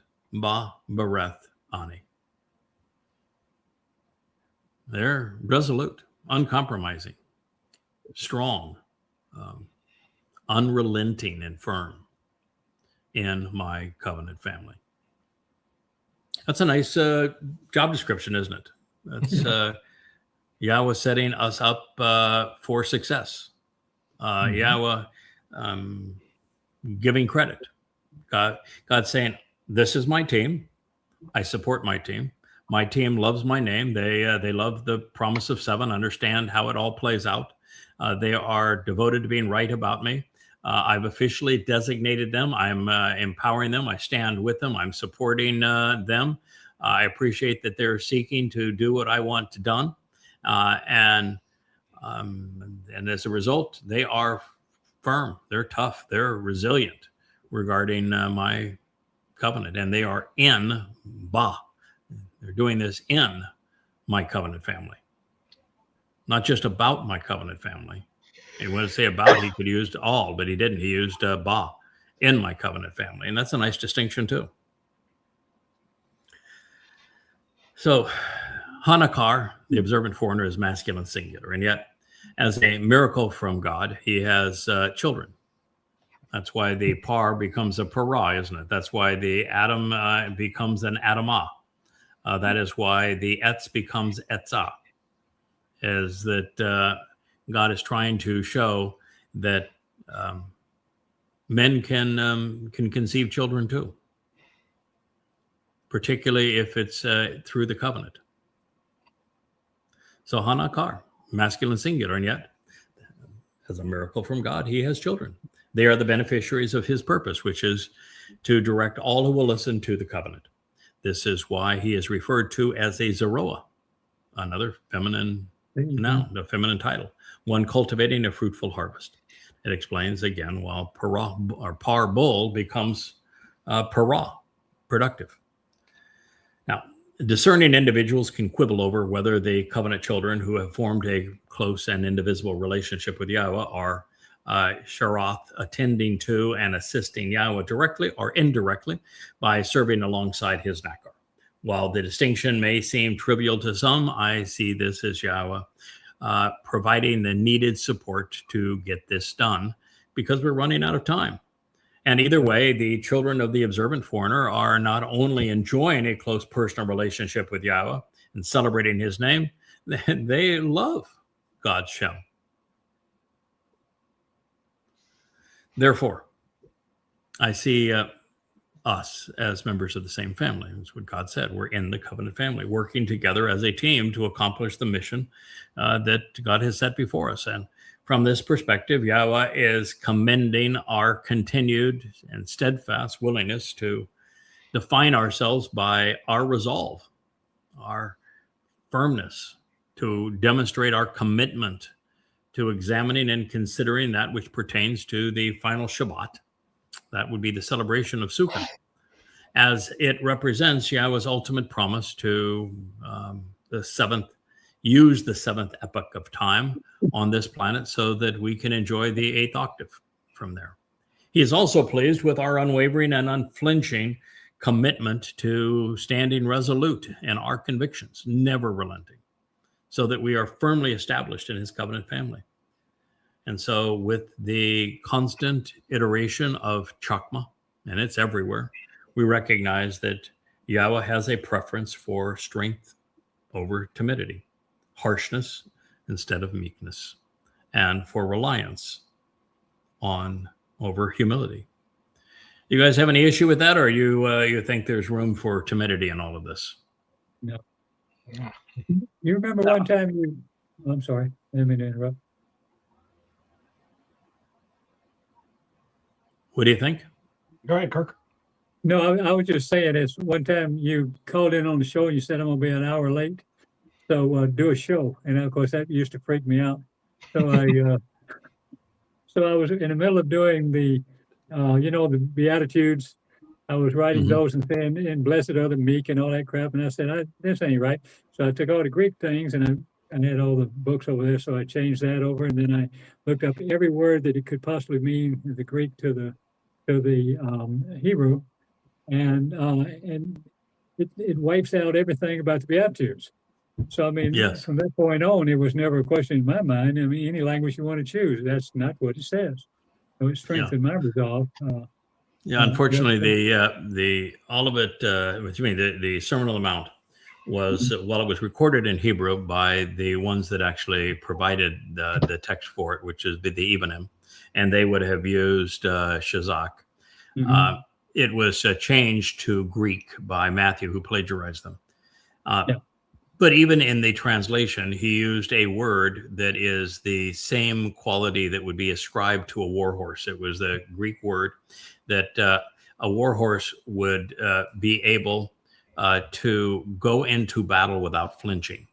And they just had this calmness about them where all could be dying all around them and havoc, and yet they were able to do their job. And so it was a Greek word that conveyed that. Not that we should ever care what the Greek words say, but your research in that is consistent with the etymology of the Greek term that was chosen.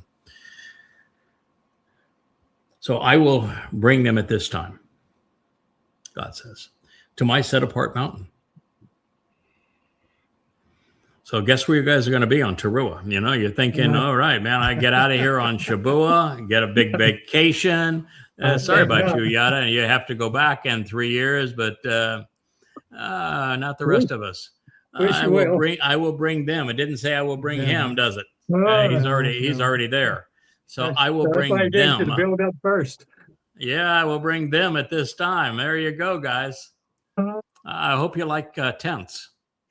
Sleeping in a tent. I think that's where we're going to be hanging out for 3.5 years. A replica of the tent of the Restoring Witness will be erected where the Dome of the Rock once was.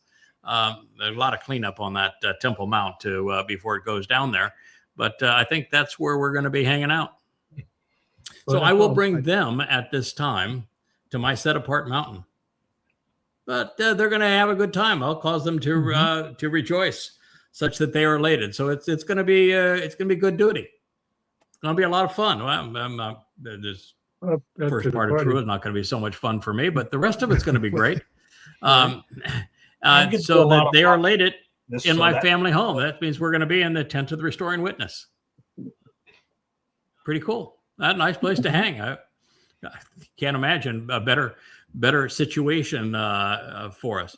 And we're going to be there to be distinct, to be separated, to be set apart for intervention and intercession, for judgment and decisions, and being assessed and evaluated for the purpose of being assessed. And it won't be us being assessed and evaluated, but it'll be all those that we're talking to. Our job will to help them be properly assessed and evaluated. Tiflah is the word in Hebrew, and it is almost always rendered prayer. So they'll say that, you know, my family and home of prayer. But yeah, you guys have both dealt with this word. It is it's from Philah, and there is nothing associated even remotely akin to prayer in the term. It is either speaks of being unique, set apart, and distinct, which is what God is saying. I want you to be set apart, unique, and distinct, and therefore not religious, not political, and set apart to me, and set apart. So set apart to Yahweh, and set apart from man's minutia is the primary definition. And the secondary definition would be this idea of intervention and intercession. So that's what the words say. Now, you want to be religious and choose prayer, that's up to you. But my job is to tell you what the words say.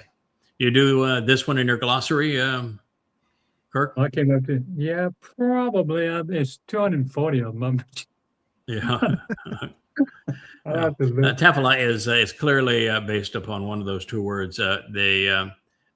Pilah is the word that I think it's most based on, which is to be unique and distinct, set apart. But Pilal is the other that is given by the lexicons, particularly Strong's, which it speaks of intervention and engaging in such a way as to provide intercession, judgment, and quality decisions.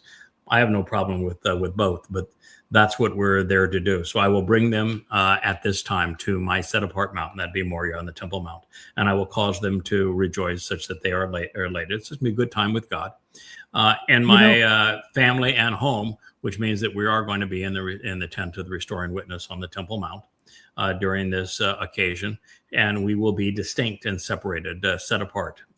But also serving for the purpose of intervention and intercession, such that good judgment can be made and decisions rendered regarding being this evaluation. Their uplifting and elevating offerings and the sacrifices slaughtered for them are acceptable and approved, especially satisfying on my sacrificial altar. There are two that make a sacrifice at this time, which is why it's plural. It's both the bull and the goat, and therefore Yada and Elia.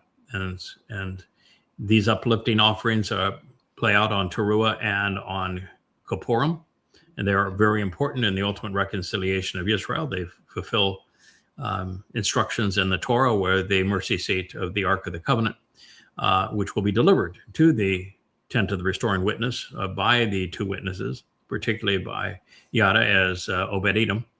And it's going to be anointed with the blood of both the bull and of the goat. And that'll be on Kippurim. But on Teruah, it's the bull that is the uplifting offering. And it makes it sound like Elia is going to have a support team in getting that sacrifice properly arranged and displayed, and everything done as God wants it on the altar. And God's going to bring about that same altar that was when Solomon gave his speech about Hanakri on Teruah, the day that the house for Yahweh's name was completed. And he stood in the midst of this altar to deliver it. And it would have had the four horns, two from the ram, two from the bull. And it is a cauldron that's the right size to to roast a man who is being presented as a bull on this occasion, and that is the uplifting offering that God's talking about. Now, this is because my home and family will be invited and summoned, read and recited, called out and proclaimed, a home and family of reasoned requests and sound judgment for those who are set apart, distinct, and uncommon, and of intervention and intercession, even of assessment and evaluation. Tapala, same word that we just discovered a moment ago, for the entire family and for all people. YAHOWAH 56:7. So on Teruah, Yahweh will be bringing every covenant member, and especially those who are the Sharish who have participated in all of this up to this point, and are working on behalf of and aiding the Nakar to the Temple Mount in Jerusalem to witness the sacrifice and uplifting offering of the Adam of Parah. It will be a time of great celebration as God removes all traces of religious contamination from the surviving remnant of his people.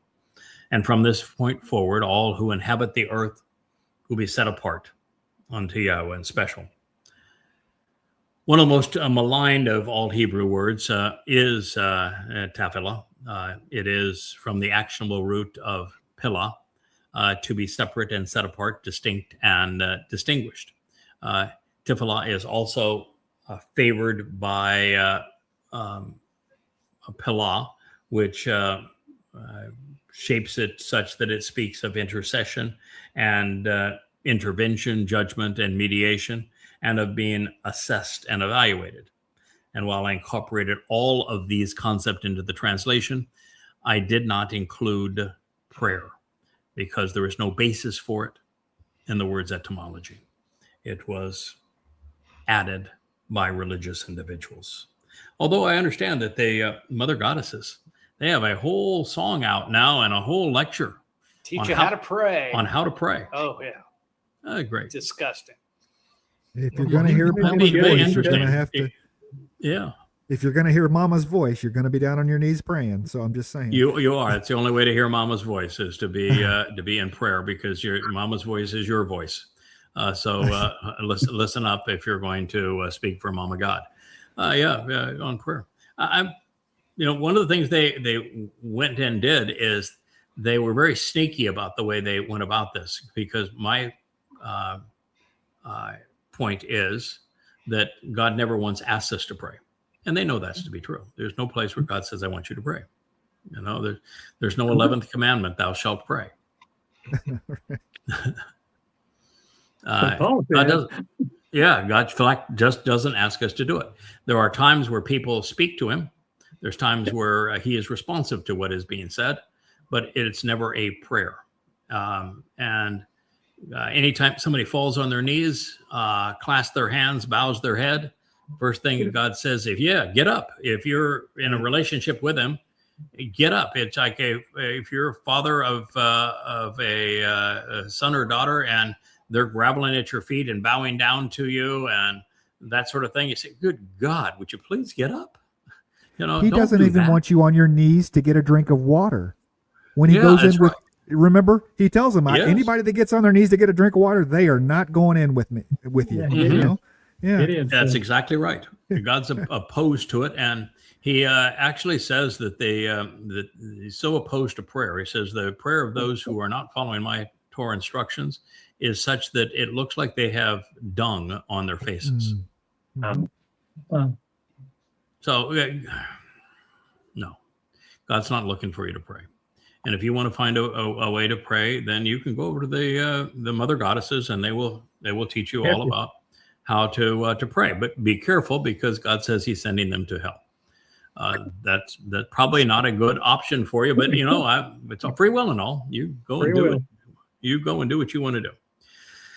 So Yahweh is bringing the Shazak, the fiercest and most steadfast defenders of his covenant, to Mount Moriah at this time to celebrate the sacrifices of the bull and the goat, Yada and Elia, as we prepare Yisrael for their homecoming with Dod and with Yahweh. Now, this will be a time of intervention followed by evaluation as the mortal remnant of Yisrael is not only tested on Teruah, and it is a test for them, to determine which can be trusted to enter the garden on Sukkah, but also to assess which of these people will develop sufficiently over time to be trusted off the planet in dimensions exceeding the 3 that we are currently in now. It's dangerous out there. And so God's not going to take anyone off this planet that he can't trust. And it's our job to help them grow to the point where they're good enough listeners, responsive enough, engaged enough, observant enough, and mature enough, resilient enough that they can be trusted. So God's family at this time is going to be noted for including Yahuwah, Yehudim, I should say. We're going to have Yehudim and Goyim, making it inclusive of every ethnicity on earth. That was just what we read. It's all people. So everybody can get to be included in this family. It's Goyim and Yehudim. And it's particularly so for those exercising good judgment. So these are transformative words, no doubt, and serving as a life-changing revelation for those living at this time. This prophecy epitomizes the merit of working collaboratively in support of Nakar, this observant foreigner that Yahweh has deployed. And it affirms the simple truth that the will of God is to establish his covenant family over and over and over again. Stand firm in my covenant family. So God is trying to firmly establish his covenant so that we can enjoy and develop a productive relationship with God as his children. Our purpose is to intervene on behalf of those who want to be close to God, translating Yahweh's words from a language too few understand into the lingua franca of the world, and offering our God that what we're offering our God is your soul. Literally, here, God, take this one. I can vouch for this one. This one, it's passed the tests. And our goal is to deliver your soul safely to Yahweh. And not just safely to Yahweh, prepared. Mm-hmm. This is the purpose, prepared to meet Yahweh. Because when you show up before Yahweh, we want you comfortable, naked, exposed. We want you, if God asks a question or makes a statement, we don't want you tripping on your tongue. It's a bad reflection on us. You said this one was trustworthy? No. Yes. Yeah, no. I want you scrubbed of religion and politics. I want you active, observant, thoughtful, responsive, and no problem making a mistake. You just don't prolong it, learn from it, and go on from there. So that's our job.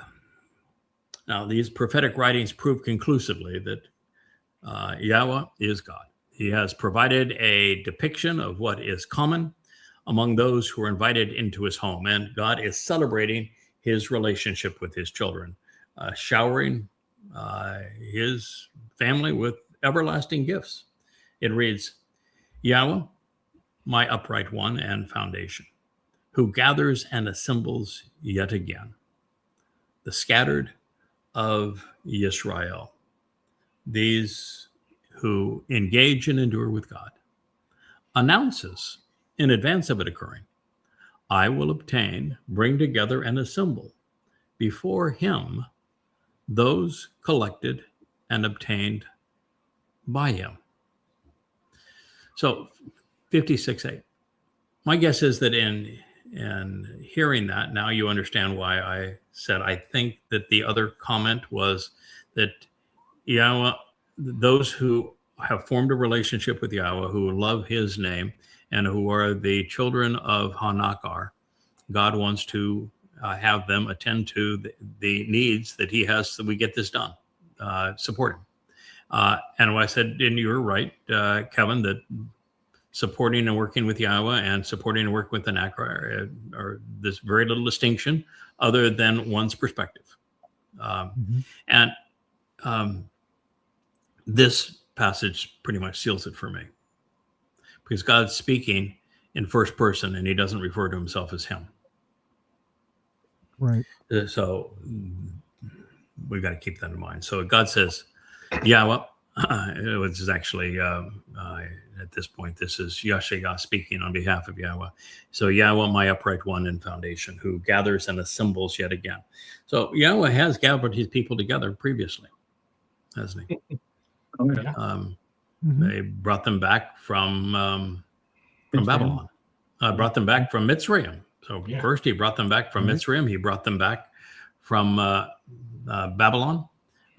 He brought some of them back after the Holocaust and World War II into Israel. If this is Teruah centric, then he's done so again in Shabuah, because this would be post Shabuah. So he had, Well, yes, he would.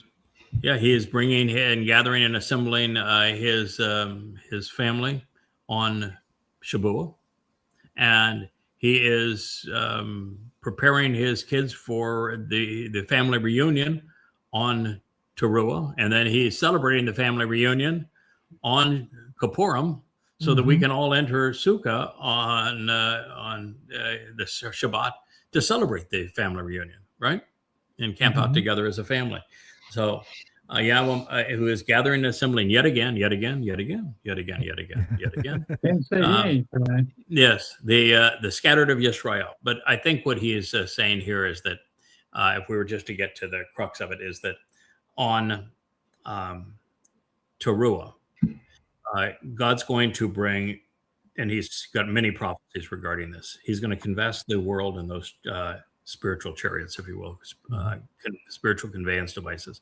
And everyone that has the potential to benefit from the sacrifice of the Adam Parah and be purged of the religiosity and be tested worthy of entering the garden for this 1,000-year opportunity.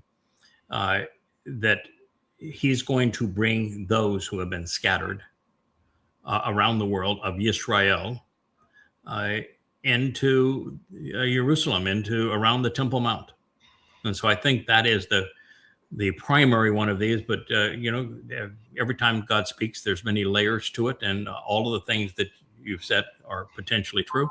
But I think it's more specifically what he is doing on the evening of Teruah.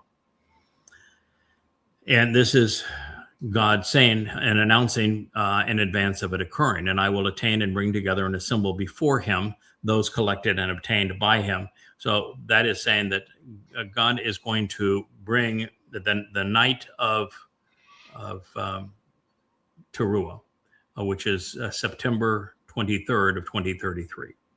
That evening, he's bringing before the Adam Parah, this Nakar, all of the qualified individuals of Israel who can be spared from around the world.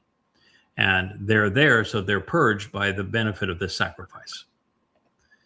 So he's obtaining them for him so that they are there to benefit from the sacrifice.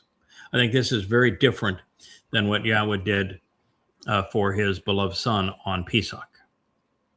He didn't gather the remnant of Israel at that time because he wasn't ready for them, and they weren't ready for him. And so Dod suffered Pesach alone, and it wouldn't have even mattered because he had to fulfill matzah alone. Yep. And he became the firstborn of firstborn children. The rest of the children would come later. Yeah. But now, as we have passed Shabuah and the covenant family has been brought to Shamayim and we're returned for this in preparation for this, God is saying that this is now the opportunity to come clean. And it would be useless for the sacrifice of the Adam Parah to take place without Israel being gathered all around for a number of reasons. One is the specific way this works. Dod, as the Passover lamb, opened the doorway to life by fulfilling Pesach, by capitalizing what he did. You don't have to be there. You don't have to go with him into Sheol to benefit from him removing our guilt. Lucky for us. But on Teruah, if you're going to benefit from it, you got to be there, because it is fulfilled consistent with Numbers 19 and particularly Numbers 5. And so it's the ash and the water that purge. the remnant of Israel of their religiosity. So they're prepared for Dode's return. So you have to be there for that. There's no way to benefit without being there. And so God's saying, and this time I'm bringing the audience. So that the sacrifice isn't for naught.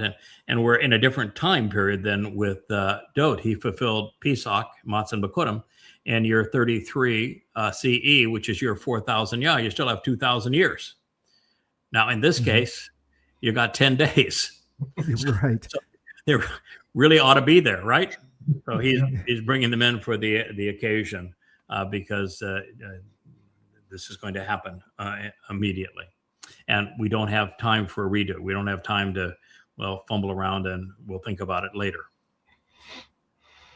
So this is the day that personally I've longed for the most to witness. And what we're going to have on this day also is that those who we have gathered unto Yahweh and into the covenant family are all going to be assembled before us. And we're going to get to see Yahweh's expression, whether it's on this day or 10 days thereafter on Yom Kippurim. We're going to see Yahweh's expression as he greets every new addition to his growing family. It's going to be really cool, isn't it? Mm-hmm. Yeah, can you imagine with every person that has benefited from this, and Yahweh's going to have a moment with them, and we're all going to be there to witness it. We can all say, hey, that's really cool.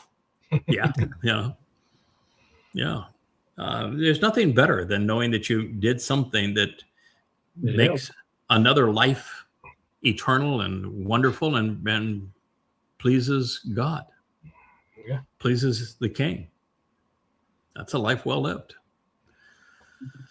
So while this is going to occur and be marvelous to witness, there is another way to interpret this same prophecy, because Yahweh will, during the evening of Teruah, as I mentioned, gather every eligible Israelite on earth and bring them to Jerusalem so that they might benefit from the sacrifice of the Adam of Parah. And that being the case, God is sharing credit by revealing that his Nakar and Team Yah, the Sherish, will have made a contribution toward this ingathering through their witness.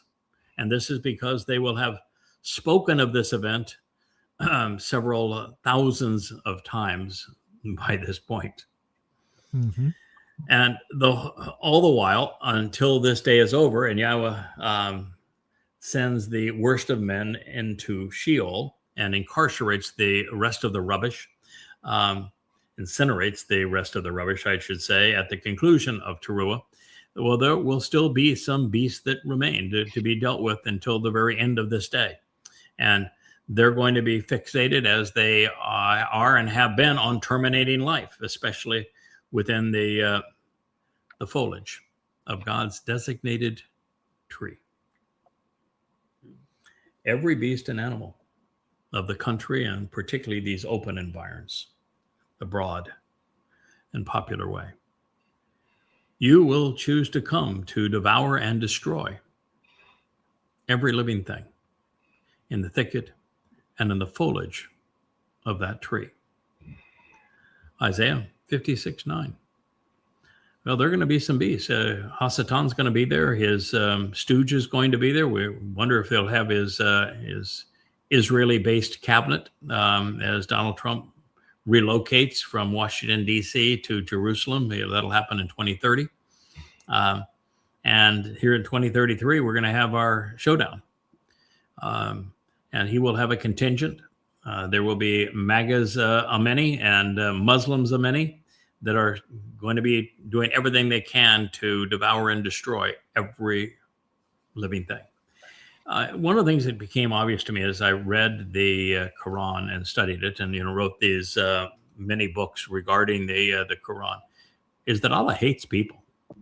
He even hates Muslims. He hates everybody. He hates women. Sure. Even he hated Muhammad. Mm-hmm. And so Islam is essentially genocidal, because Allah wants everybody to die. The 8th surah is really clear. There's only two types of Muslims: those who have died killing for Allah, and those who will die killing for Allah.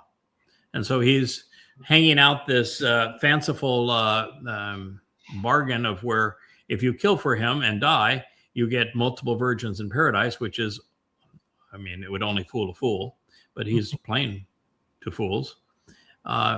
But all he wants you to do is kill for him. I mean, the first year of the Islamic era, the first day, first month, first week of the Islamic era is the Pledge of Aqaba. We pledge to wage war against all mankind.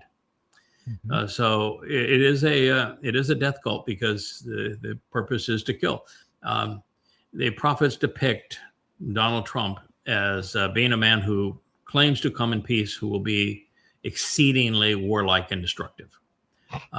And that's what we're witnessing. And that's what's going to happen to the very end. And there's going to be world war and lots of people are going to die. And the Muslims and the Marxists and the MAGAs that converge on Israel at this time are going to be ruthless.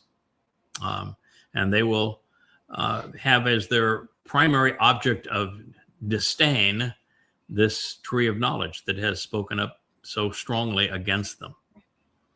I will have slightly more followers probably than I have on X currently, but I know these people because they come out of the woodwork to advance racism and anti-Semitism and all manner of stupidisms. So this is a warning. This will be the last hurrah of evil. So this, the conclusion of what will be the deadliest episode in human history, will transition this day to the most glorious celebration of life. It's going to be a wonderful time. And for that to occur, Satan and his minions must be throttled.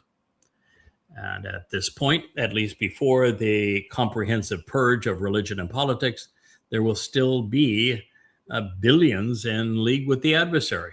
And far too many will remain ensnarled by religion, confused by conspiracy, misguided by politics. And leading the parade to Sheol will be a cast of characters so appalling to God that he will devote much of the next chapter to their repudiation. And what we're going to find is that while there are men and women who have been lured into this, 90% of the text is feminine singular. One exceedingly evil woman. And Yahweh introduces this exceedingly evil woman as a Anon, demonic, a sorceress. And that means to be Anon, by the way, means that you are telling everyone that you're not demon possessed. You're doing everything you can to deny your deal with the devil, just as Donald Trump will, to the very end when he'll finally admit it, but he'll call the devil God. Satan never wants to be known as the devil. He never wants to be presented as a demon. He always wants to come across as if he were God. And so the mother goddess cult rallies around a mother goddess. And according to God, she's demon possessed. He calls her Anon. And then he goes on to say that she is Zona. Sometimes it's pronounced Zana. Zona is the more common Hebrew pronunciation now. The older version would be Zana, same 3 letters. It means she's a whore. She's feigning affection for influence, for rewards of various kinds. And this woman is the subject of everything God has to say over and over and over and over and over again. I've never experienced anything like this ever. And we're getting close to that. But when we finish the 56th chapter, which is just marvelous introduction because it sets the stage for all of this and the timing, we go to what I was trying to get at, which is that the Shavuot harvest is of souls who literally disappear. Their bodies disappear, their souls are gathered up to God in conjunction with the harvest, and the world is clueless as to where they have gone. And it describes where we go and what we find once we get there and how people will respond to this. But then as it transitions into a group of people led by a woman who is demonic and who is whorish,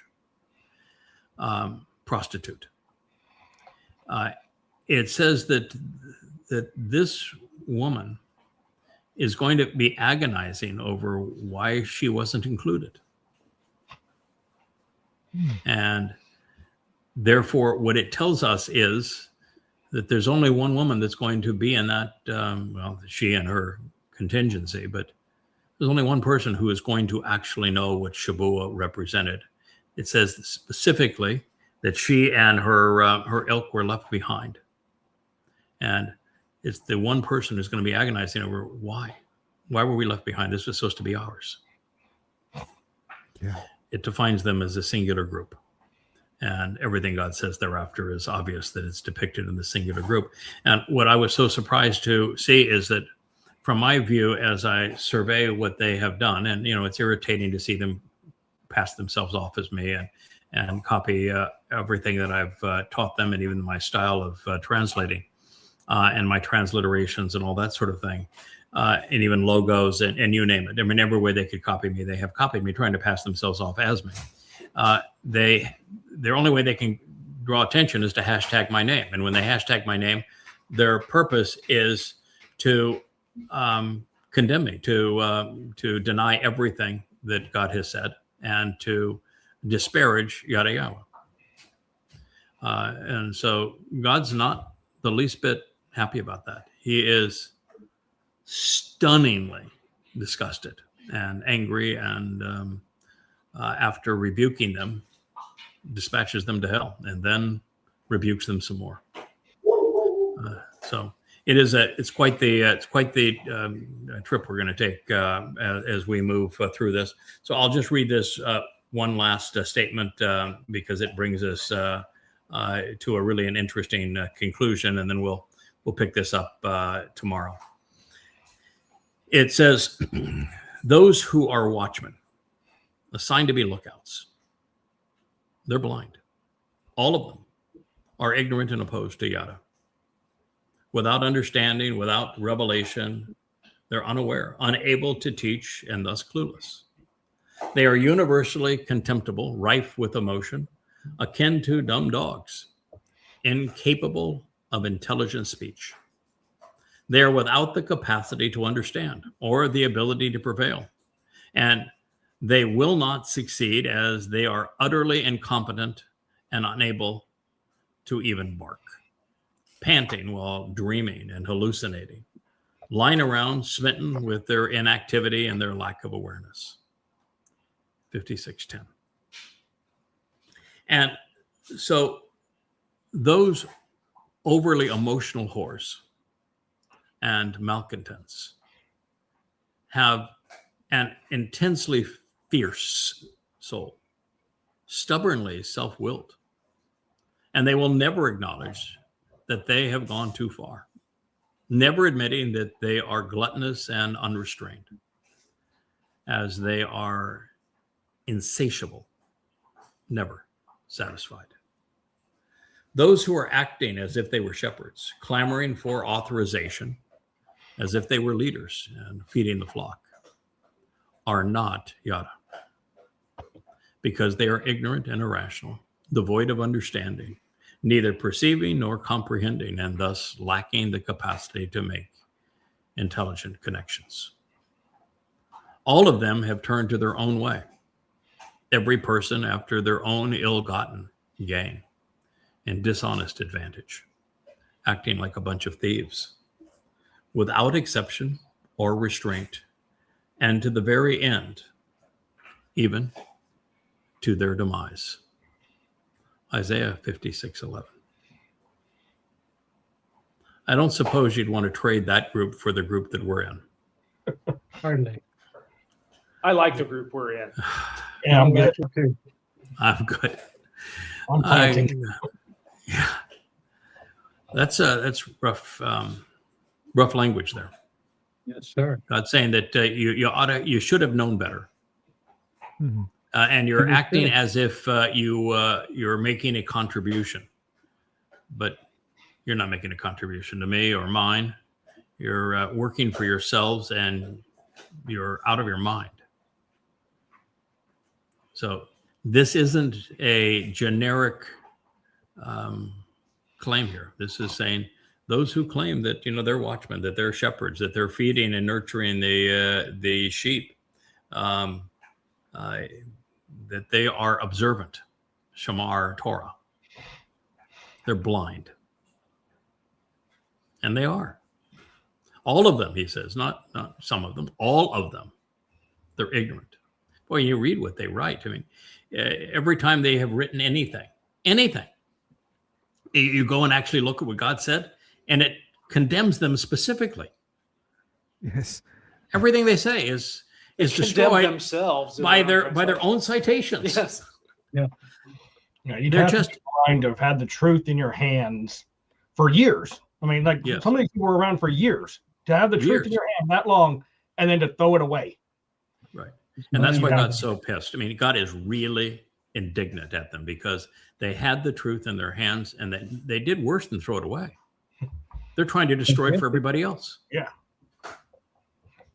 And from God's point of view, there's nothing you could do that's worse than that.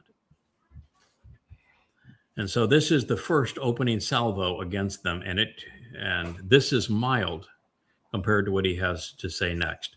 So we're over 2 hours on this program. That's probably all we should push everybody's indulgence for. Kevin, you've now done almost 5 hours with me today. Wow. So there's marriages that don't last that long, Almost. pal. Yeah, there's marriages that Almost don't like last a real that long. radio guy. Yeah. We are in it, man. We're in it to win it, as they say.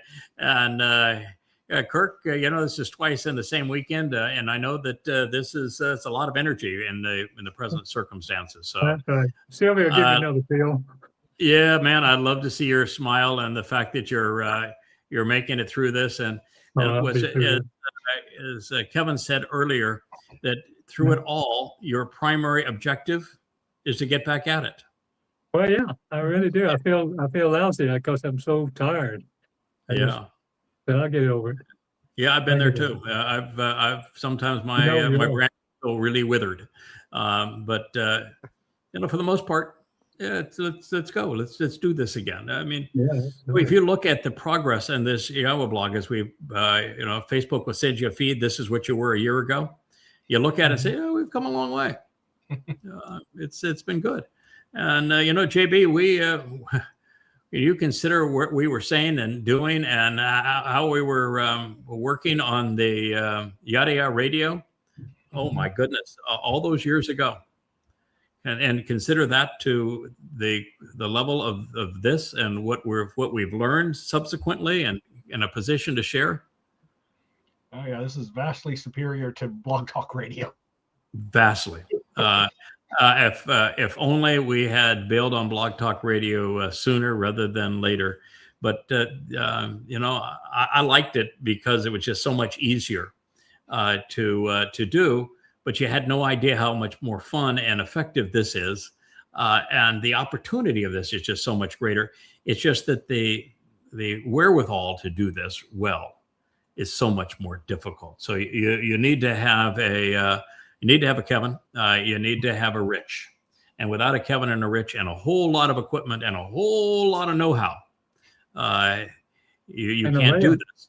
And so it was really wonderful when YAHOWAH just said, "All right, the marginal utility of one more book is not going to get it done, but I'll tell you what. Now is the time to speak to my people." And what I didn't really recognize is, all the way through this point, I love the written word. In fact, you probably all know that if somebody sent me a video, I said, could you just summarize it? I can read what you have to say in a fraction of the time that the video, and videos are impossible because they're difficult to verify. We've solved that because we actually put the text up in our videos, but videos are difficult to verify. And now here we are doing them. It was quite a reversal when YAHOWAH said, this is what I want you to do. But the difference was that everyone should know. that if you're trying to motivate people to listen to you, to pay attention, that's why God says Shema even more than he says Shamar. Listen. Listening is a much more powerful form of communication, much more motivation.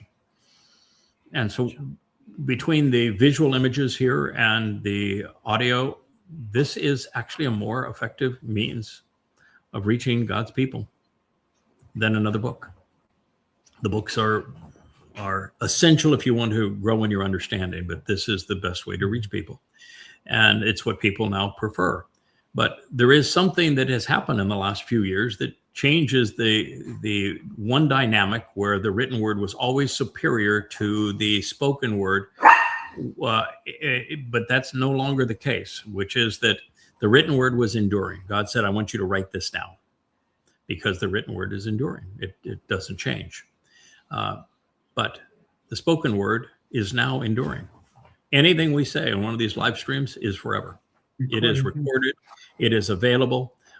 It is, you might as well have written it in stone when you've spoken it on a program like this, particularly one that is live streamed to about 12 different platforms. Yep.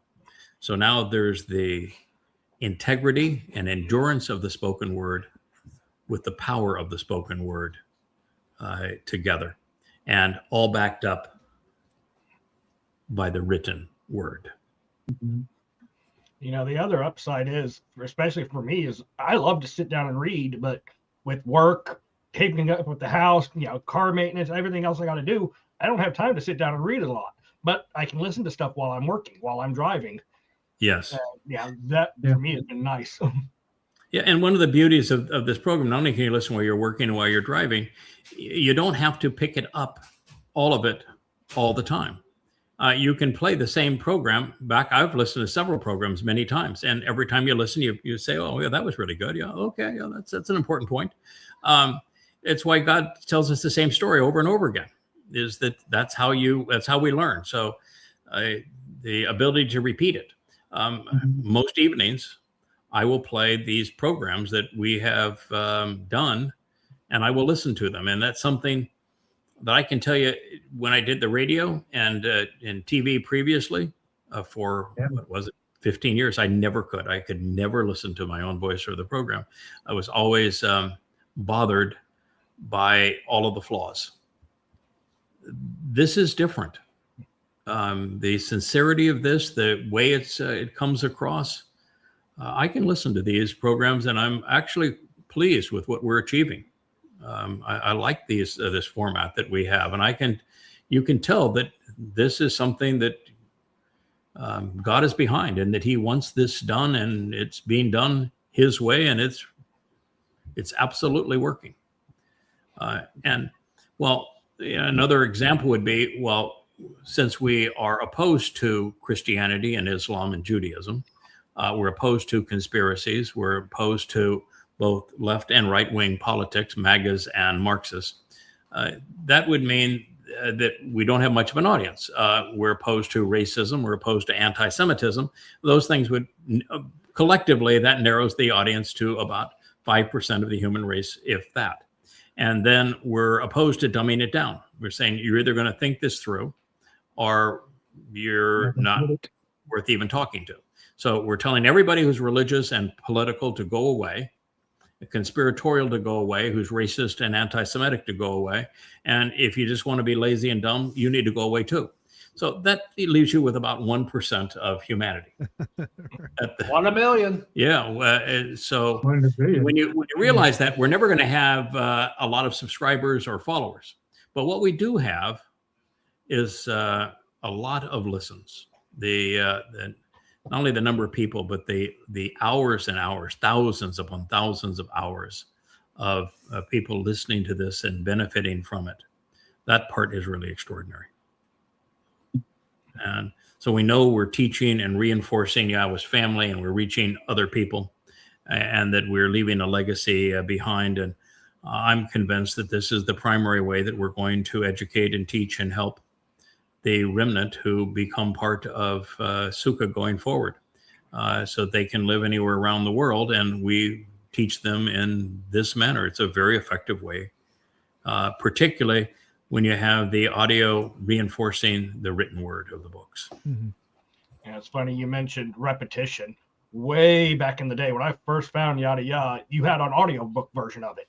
And Yes. at that time, I was a delivery driver. I worked at a pizza restaurant. So I was in my car all the time. I had downloaded those and I listened to them over and over and over and over. Yeah. I mean, I probably listened to them 100 times in the first year, Oh, my. just because, yeah, my mind would start going off and thinking about something and then I'd miss something. So the next time Yeah. I catch something new, and I said, Yeah. repetition is good. Yeah, it's and it is the way we transfer information from short-term to long-term memory.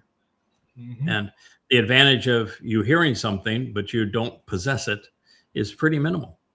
But once it's in your long-term memory and you can access it, then you're empowered by it, and it literally becomes part of you. It's when God writes His Torah inside of us, His teaching and guidance.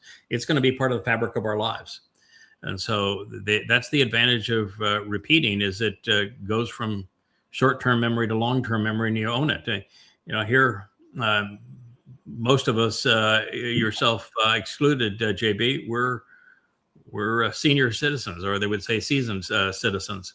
And yet the mind is exceedingly elastic with all of these files that God has managed to store in our minds so that they're accessible and we can make the connections needed to advance understanding. All right, Rich, it seems like you have a very happy puppy in your lap that's enjoying the last vestiges of this program, but we are at 2.5 hours. So I'm going to say good night. We'll be back at it tomorrow. Love to be dealing with what is communicated by Yahweh through the great prophet Yashayah, and we will continue with this message tomorrow. Thank you all, gentlemen, for participating. Hi, y'all. Night. Night.